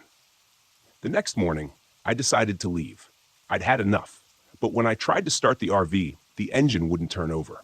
I checked under the hood only to find deep scratches gouged into the metal, like claw marks. My chest tightened. I was trapped. Desperation took over. I grabbed my gear and decided to hike out, sprained ankle or not. But as I started down the trail, the forest seemed different. The trees felt closer, the shadows darker, the air thick, oppressive. Every step I took felt like I was being watched. Then I saw it. It was standing in the middle of the trail, about 50 yards ahead. At first it looked human, long limbs, pale skin. But as I stepped closer, its head jerked unnaturally, and its body twisted, bending in ways no human body should. It turned toward me, and I swear it smiled, revealing teeth that were too sharp and too many. "Nicholas, back," it said in Catherine's voice. I stumbled back, nearly dropping my rifle. It started walking toward me, its movements jerky and unnatural, like a puppet on strings. I ran. Pain shot through my ankle, but I didn't care. I ran as fast as I could, the creature's laughter echoing behind me. When I reached the old fire tower, I climbed up, hoping the height would give me an advantage. The creature followed. It circled the base of the tower, its voice shifting between Catherine's pleas and a low guttural growl. "Nicholas, don't leave me," it whispered, its voice distorted and mocking. I remembered the stories, the ones I used to laugh at, skinwalkers, creatures that could mimic voices, take on forms, and lure people to their deaths. The locals had always said salt could repel them. It was worth a shot. I dug into my pack and poured a ring of salt around the platform, gripping my rifle tightly. The creature climbed halfway up the tower, but as it neared the salt, it recoiled, letting out an ear-piercing shriek. It stared at me for a long moment, its dark eyes burning with rage, before it slithered back down the ladder and disappeared into the woods. When the sun rose, I climbed down the tower, my legs trembling. The forest felt lighter, less oppressive, but the tracks in the mud told me the creature was still out there. I hobbled back to the RV, praying the engine would start. This time, it did. As I drove away, I glanced in the rearview mirror and saw it standing at the edge of the forest. It didn't follow me, but I knew it was watching. I haven't been back to the Hoare National Forest since. I sold the RV, gave up camping, and tried to move on. But at night, I still hear Catherine's voice calling to me from the darkness, and I'll never forget those eyes.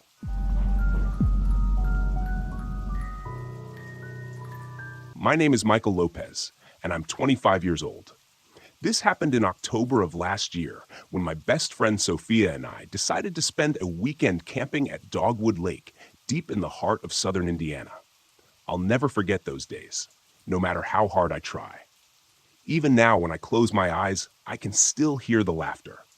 Sophia and I couldn't have been more different. She was bold, impulsive, and always looking for her next adventure. I, on the other hand, preferred plans, structure, and knowing exactly what I was walking into. But she had a way of pulling me out of my comfort zone, and I usually ended up having a good time. Usually, we'd rented an old RV for the trip, a boxy white thing with a sputtering engine that smelled faintly of mildew. I'd suggested staying in a cabin, but Sophia insisted the RV would be more authentic. After some back and forth, I gave in, as I always did. Besides, I was desperate for a break. My teaching job had been wearing me down, and Sophia's promise of crisp autumn air, hiking trails, and kayaking sounded like the reset I needed. We arrived at Dogwood Recreation Area in the late afternoon, just as the sun was dipping below the treetops. The forest was alive with color, fiery reds, deep oranges, and golden yellows that reflected off the still surface of the lake. It was beautiful, but something about the place felt off. I chalked it up to exhaustion and a touch of nerves. Sophia, of course, was thrilled. She grabbed her camera and started snapping photos the moment we parked. "Look at this light," she gushed. "It's perfect." I rolled my eyes but couldn't help smiling. That was Sophia, always chasing the perfect shot. After setting up camp, we decided to explore. There was a well-marked trailhead nearby, but Sophia had other ideas. She'd spotted a faint path leading off into the woods, one that wasn't on the map. "Let's check it out," she said, already heading in that direction. "Are you serious? It's getting dark," I protested. "That's the best time for photos," she called over her shoulder. "Come on, Michael, don't be such a buzzkill." Reluctantly, I followed. The trail, if you could call it that, was narrow and overgrown, twisting through dense trees that blocked out what little sunlight remained. I kept tripping over roots and brushing cobwebs from my face, muttering under my breath about poison ivy and ticks. Sophia, meanwhile, was in her element, snapping pictures of moss-covered rocks and fallen leaves. Then she found it.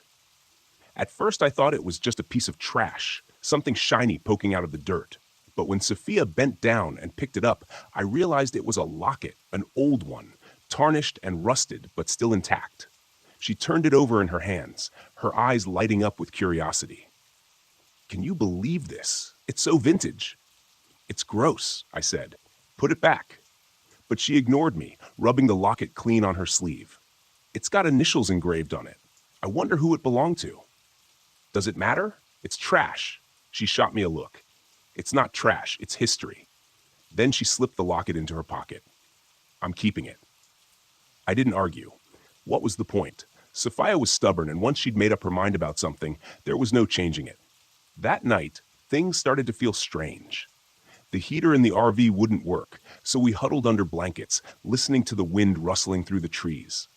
I couldn't shake the feeling that we weren't alone, that something was out there watching us.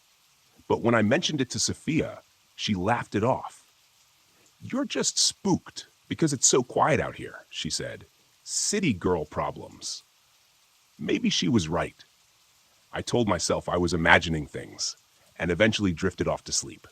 Then the dreams started. I was standing by the lake, staring at the water. A woman stood on the shore, her back to me. Her hair was long and dark, and she wore a dress that clung to her as if it were soaked. She was holding something, a locket, I realized. Her shoulders shook as though she were crying, but no sound came out. When she turned around, her face was a mask of rage, her eyes hollow and black. She opened her mouth to scream, and I woke up gasping for air. Across the RV, Sophia was sound asleep, the locket clutched in her hand. The next day, Sophia acted normal, but I couldn't shake the dream. I told her about it over breakfast, expecting her to laugh it off again. Instead, she frowned. "That's weird," she said. "I had a dream too about a woman at the lake." "What did she do?" "She was just standing there, watching me," she shrugged. "It didn't feel scary though, just sad." I wasn't convinced. Something about the locket wasn't right, but Sophia refused to get rid of it. "It's just a coincidence," she said. "Don't freak out." But as the day went on, the unease grew. Wet footprints appeared on the RV floor, even though neither of us had been near the water. Items went missing, a flashlight, Sophia's phone charger, only to turn up later in odd places. And then there were the voices. That evening, as we sat by the fire, I heard it, the faint sound of children laughing. At first, I thought it was my imagination, but Sophia heard it too. "Probably just echoes from another campsite," she said, though her tone was less certain. "There's no one else out here," I whispered. We stared into the darkness, but the laughter faded as quickly as it had come. That night, I woke to the sound of the RV door creaking open. Sophia's bed was empty. I grabbed a flashlight and ran outside, my heart pounding. The forest was pitch black, the trees casting long shadows under the sliver of moonlight. I found Sophia standing at the edge of the lake, her feet submerged in the water. She was holding the locket, her lips moving as if she were whispering something, though I couldn't hear the words. "Sophia!" I yelled. She turned slowly, her eyes glazed over. "She wants me to stay," she said, her voice distant and hollow. I grabbed her arm and pulled her back to the RV, but she fought me, her strength unnaturally strong. "Let go. I need to go to her." Finally, I managed to drag her inside and lock the door. She collapsed onto her bed and fell into a deep sleep, but I stayed awake, clutching a knife and listening for the sound of footsteps outside. The next morning, Sophia didn't remember a thing. She laughed it off, but I could see the fear in her eyes. The locket's influence was growing stronger, and I knew we had to leave. But the RV wouldn't start. Sophia tried to call for help, but her phone was dead, even though it had been fully charged the night before. I suggested walking back to the main road, but she refused. "I'm not leaving the RV," she said. "What if someone comes by?" I didn't argue. I couldn't leave her alone, not when she was acting so strange. Instead, I decided to confront the problem head-on. That afternoon, while Sophia was napping, I took the locket and walked to the lake. The air grew colder the closer I got, and the forest seemed unnaturally quiet. I stood at the water's edge, the locket heavy in my hand. "I know you're here," I said. "What do you want?" For a moment, nothing happened. Then the surface of the lake rippled, and the woman appeared. Her face was pale and gaunt, her eyes dark pits of sorrow and rage. Behind her, shadowy figures emerged, children with hollow eyes and twisted smiles. "Return it," she hissed, her voice like nails on glass. "Return what you stole." I threw the locket into the water and turned to run, but the children's laughter erupted around me, and I felt icy hands grab my ankles.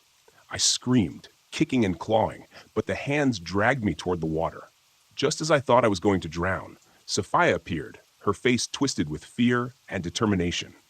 She held a stick lit with fire from the RV's stove. "Let her go," she screamed, thrusting the flame toward the water. The ghostly figures recoiled, their shrieks piercing the air. Sophia grabbed my arm and pulled me back to shore.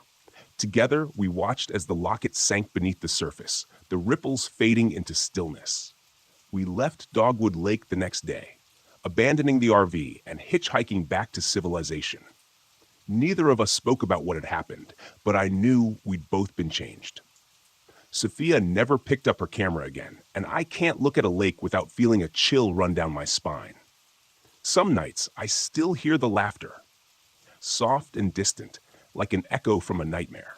I pray it's just my imagination, but deep down, I know it's not.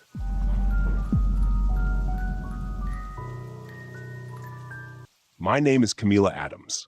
I'm 22 years old, and this happened to me last November. It started as a camping trip in Brown County State Park, Indiana. Just a fun, challenging escape with friends. But what I experienced out there wasn't just nature. Something ancient and evil stalked us through that forest, and I barely made it out alive. It was Mason's idea.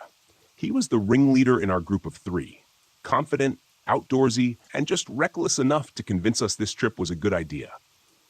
He was 26, with that charming, cocky smile that somehow made me trust him even when I shouldn't. Then there was Ben, Mason's best friend since childhood. He was 25, and the opposite of Mason, reserved, practical, and constantly trying to keep us from getting into trouble. Me? I was just there for the adventure. I'd been feeling stuck lately, living the same routine in Indianapolis, and Mason's enthusiasm made me want to break out of my comfort zone. So when he suggested we tackle an unofficial trail he'd found on some wilderness forum, I thought, why not? We packed light. Mason insisted we didn't need much for a 3-day trip. Looking back, that was mistake number 1. The first day went fine. We parked at the trailhead and hiked deeper into the park than I'd ever been. The colors of the late autumn forest were stunning, rich reds and golds under a steel gray sky.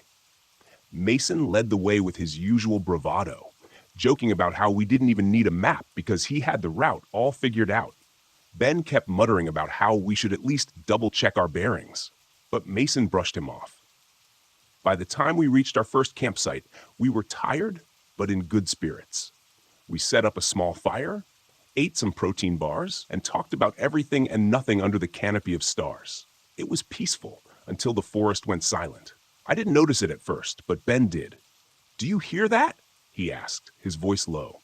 "Hear what?" Mason replied, poking at the fire. "Nothing," Ben said. "No crickets, no owls, nothing." Now that he mentioned it, the silence felt wrong. It pressed down on us like a weight, as if the forest itself was holding its breath. Mason shrugged it off, saying it was probably the cold weather, but I couldn't shake the feeling that something was watching us. The second day was harder. The hidden path Mason had raved about turned out to be more of a rough deer trail, barely visible under the thick leaves. My legs ached from climbing over fallen trees and trudging through uneven ground. To make matters worse, Ben's compass stopped working. He swore it had been fine yesterday, but now the needle spun uselessly, as if the forest itself was messing with us. Around midday, we found something strange. Deep claw marks scored the bark of a massive oak tree. They were too high up to be from a bear, if there were even bears in this part of Indiana. Mason joked about Bigfoot, but Ben's face darkened. "This isn't right," Ben said. "We should turn back." "Turn back? Come on, man, we're fine," Mason said. "Don't wimp out now." Ben shot me a look that said, "Can you believe this guy?" I wanted to agree with him, but I didn't want to be the one to back down first. So we kept going. That night, the hunger started. Mason devoured most of our food. He claimed he hadn't eaten enough earlier and needed the energy, but the way he tore through the rations was unsettling. His hands shook as he unwrapped granola bars, and his eyes had this wild, hollow look. "You okay?" I asked, trying to sound casual. "Yeah, just starving," he muttered, not meeting my gaze. Don't worry about it. Ben pulled me aside while Mason stomped off to gather more firewood. Something's wrong with him, Ben whispered. He's acting off. I know, I said. But what are we supposed to do? Drag him back to the car? Ben didn't answer. He just stared into the dark woods, his jaw tight. Later that night, I heard whispering. I'd stepped away from the campfire to use the bathroom. The air was freezing, my breath puffing white in front of me. That's when I heard it, a low, raspy murmur just beyond the tree line. Ben? Mason? I called, my voice shaking. There was no answer, only the sound of dry leaves crunching underfoot, too far away to be either of them. I ran back to camp, my heart pounding. What's wrong? Mason asked when he saw me. His face was pale, his eyes bloodshot. Someone's out there, I said, trying to catch my breath. I heard them. It's probably just the wind, Mason said, but even he didn't sound convinced. Ben pulled out the flimsy flashlight Camila had packed, the beam flickering weakly as he scanned the surrounding trees. We need to leave first thing in the morning, he said. Morning didn't come fast enough. I woke up to the sound of Mason vomiting behind the tent. When I went to check on him, I saw blood mixed in with the bile. You're sick, I said, panic rising in my chest. We have to get you out of here. No, Mason rasped, wiping his mouth with the back of his hand. I'm fine. You're not fine, Ben snapped. You look like death, and now we're out of food, thanks to you. Mason glared at him, his teeth bared. For a moment, I thought he was going to lunge at Ben, but then he stumbled back, clutching his stomach. Let's just keep moving, he said through gritted teeth. We packed up and started hiking, but Mason was slower now, his breath labored. The trail seemed to twist in on itself, leading us deeper into the forest instead of out. The claw marks appeared more frequently, gouged into the trees like some kind of territorial warning. And then we found the carcass. It was a deer, or at least what was left of one. Its ribs jutted out like spears, the flesh stripped away as if something had gnawed on it. The smell was overwhelming, rotting meat and coppery blood. Mason stared at it for a long time, his eyes wide and unblinking. We need to keep moving, Ben said, grabbing my arm. That night, Mason disappeared. Ben and I woke up to find his sleeping bag empty, his boots gone. We have to find him, I said, but Ben shook his head. He's gone, Camila. We can't save him. We can't just leave him out there, I yelled. Ben sighed, his face lined with exhaustion. Fine, but if we don't find him by sunset, we're heading back.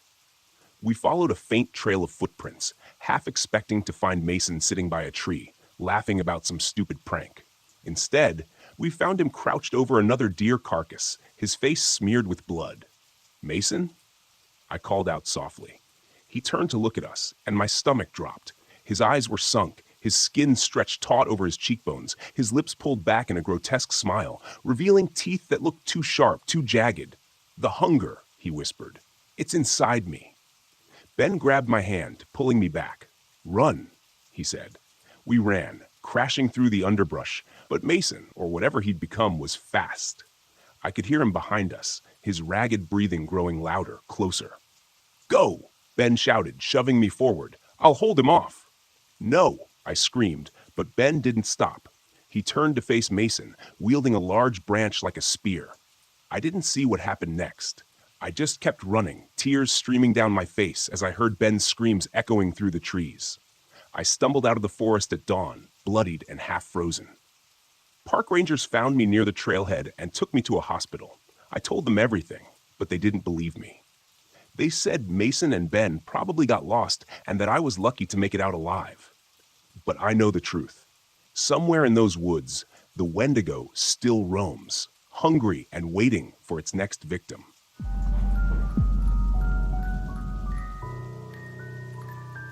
My name's Samuel Neven, and back in 2004, I was working as a search and rescue officer in the Daniel Boone National Forest, Kentucky.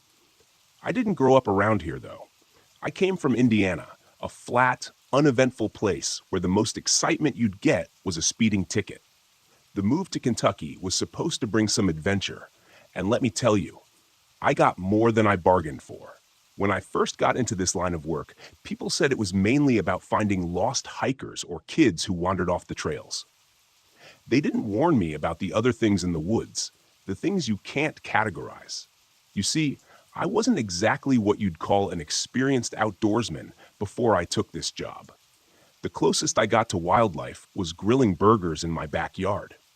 But the forest grew on me. It felt like freedom. That was until the day it stopped feeling safe. It was mid-afternoon when the call came in. 2 campers, both young men, had gone missing near Red River Gorge.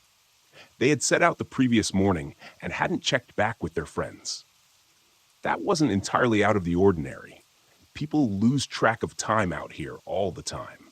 But something about the tone of the call had me on edge. Their friends said they weren't the type to just disappear without a trace. I grabbed my gear and met up with my partner, Carl, an older guy who'd been doing this longer than I'd been alive. He had that look of someone who'd seen it all, but didn't say much about it. As we drove out to the trailhead, Carl kept tapping the wheel like he had something on his mind.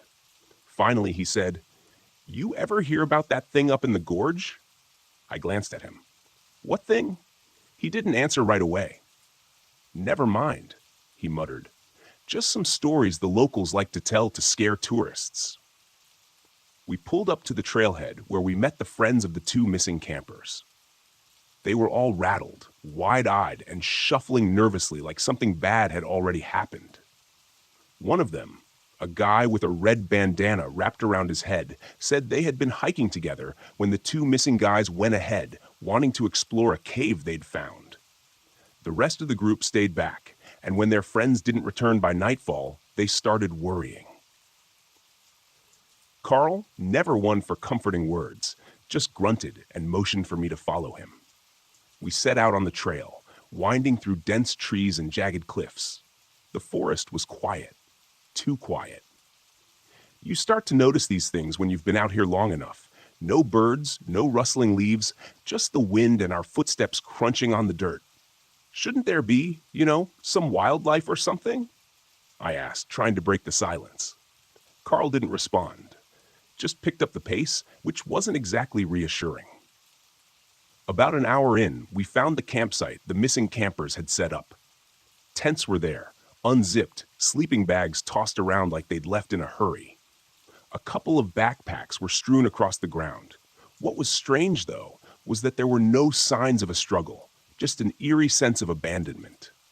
I crouched down near one of the backpacks, rifling through it for clues. Inside, I found the usual camping gear, but then I pulled out something odd, a torn piece of fur. It was coarse, thicker than anything I'd seen on a bear or deer. I showed it to Carl, but he just shrugged it off, mumbling something about wild animals. As we moved further into the forest, the trees began to close in around us, their twisted limbs casting distorted shadows on the ground. I felt like we were being watched, like something was out there, just beyond the tree line. Every so often, I'd catch a flicker of movement out of the corner of my eye, but every time I turned to look, nothing was there. About half a mile later, we came across something that made my blood run cold. One of the missing campers was slumped against a tree, his body mangled beyond recognition. His torso was torn open, jagged cuts running along his chest and arms, as if something had sliced him up with claws or teeth.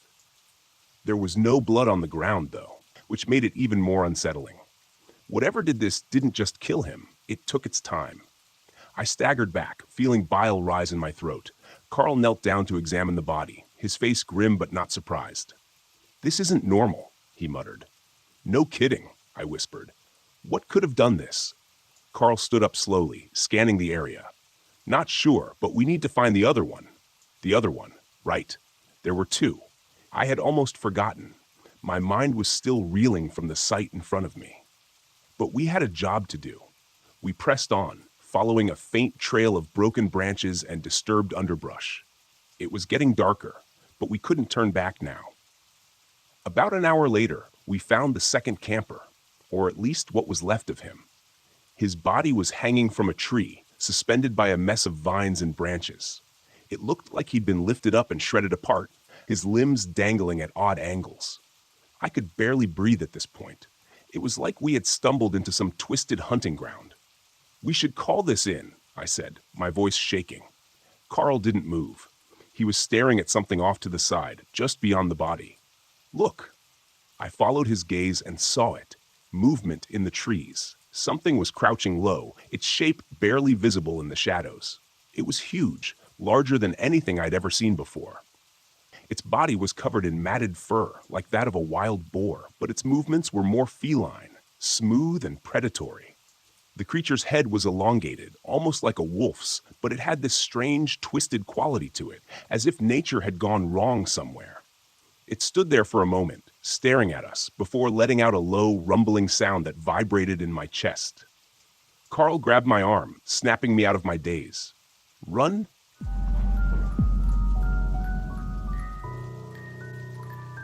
I always figured if anything bad ever happened to me, it would be out on the open road, miles away from anyone who could help. Maybe that's why I started carrying a gun. I never wanted to feel helpless. Not that I've had to use it before, but it's there, tucked under the seat of my rig, just in case. The highway was quieter than usual that night, and I was heading west, cutting through some remote stretch of Wyoming. The air was crisp, a bite of winter hanging on, even though it should have been warmer by now. I had a load of lumber bound for some construction site in Idaho. Nothing out of the ordinary. My mind was on the job. The kind of solitary thinking that comes when you're hours into a long haul. It wasn't until I hit the small, nearly forgotten town of Pine Ridge that things started to feel off. Not that there was much to the place. A single gas station, a diner that looked like it hadn't served a hot meal in years, and a couple of houses with their windows boarded up. I needed to refuel, so I pulled into the gas station, the only sign of life in the whole town. The pump was ancient, the kind where you have to flip the lever to start the gas flowing. As I filled up, I noticed the attendant inside the station, a wiry man with a weathered face.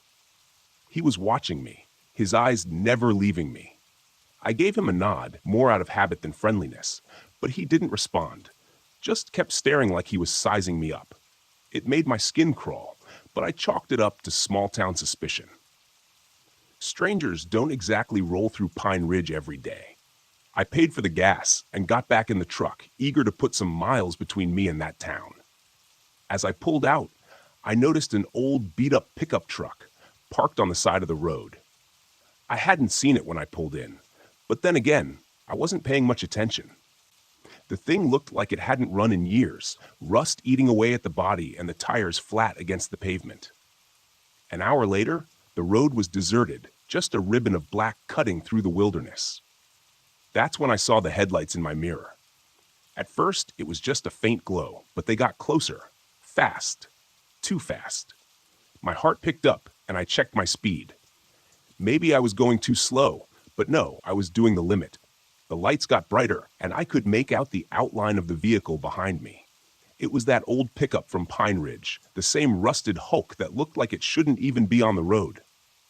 I kept my eyes on the mirror, expecting the truck to pass me by, but it didn't. Instead, it rode my tail, the headlights nearly blinding me. I tapped the brakes, a warning, but the pickup didn't back off. If anything, it got closer. Something wasn't right. I sped up, trying to put some distance between us, but the pickup matched my speed, staying just a few feet behind me. The road ahead was nothing but darkness, and my mind raced with possibilities, none of them good. I reached under the seat, feeling for the cold metal of the gun. My hand gripped the handle, but I didn't pull it out, not yet. There was a turn up ahead, a sharp one. I could lose him there, maybe. I flicked on my blinker, even though there was no one else around to see it, and took the turn hard. For a moment, I thought I'd lost him. The road curved through a dense patch of trees, and I couldn't see the headlights anymore. But then they reappeared, brighter than before, as the pickup tore around the bend, nearly clipping the back of my rig. Panic set in, and I floored it, the engine roaring as I pushed the truck faster than I'd ever dared before. The pickup stayed with me, relentless. I couldn't shake him. And then, like something out of a nightmare, he started ramming me. The first hit jolted me so hard I almost lost control. My trailer fishtailed, the weight of the lumber threatening to tip the whole rig over. I gripped the wheel tighter, fighting to keep us on the road. Another hit. harder this time, and I knew I had to do something, or he'd run me off the road completely.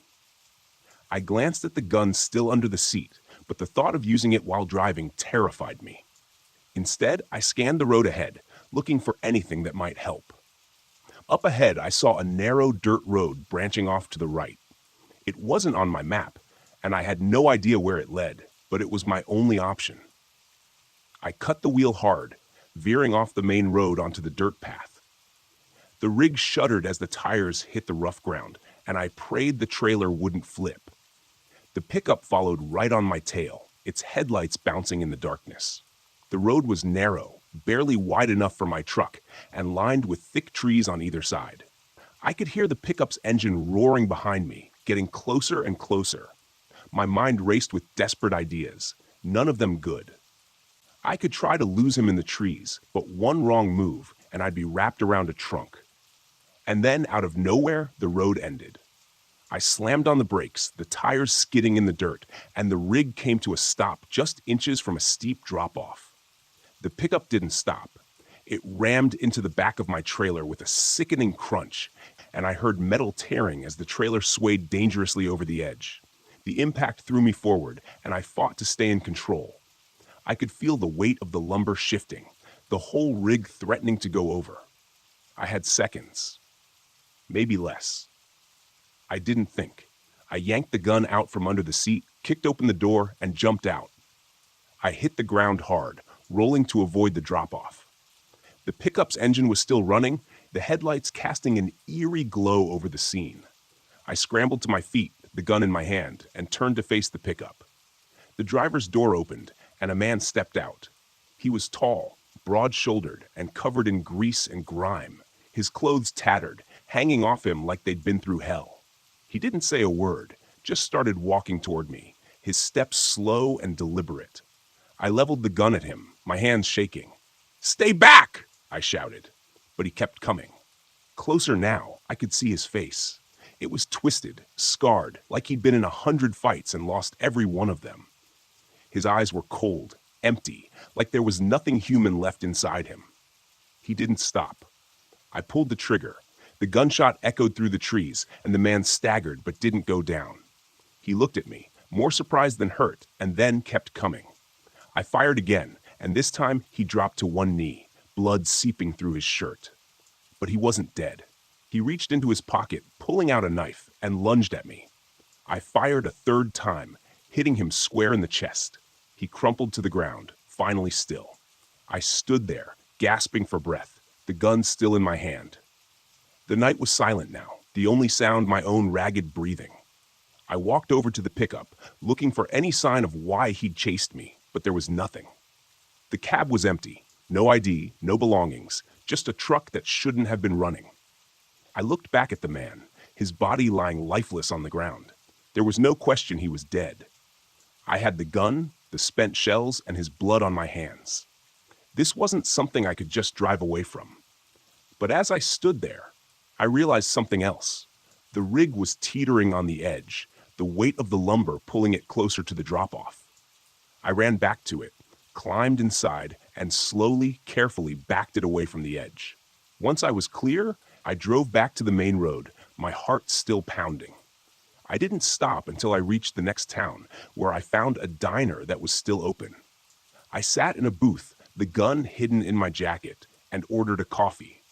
The waitress gave me a strange look, but didn't say anything. I didn't tell anyone about what happened, not even the cops. When they eventually found the man's body a few days later, the newspapers called it a tragic accident.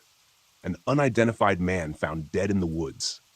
They never connected it to me, and I never offered up any information. I finished my coffee, paid the bill, and got back on the road. The sun was starting to rise, and I had miles to go before my next stop. As I drove, I tried not to think about the man or why he'd come after me. It didn't matter now. He was dead, and I was still alive. That was enough.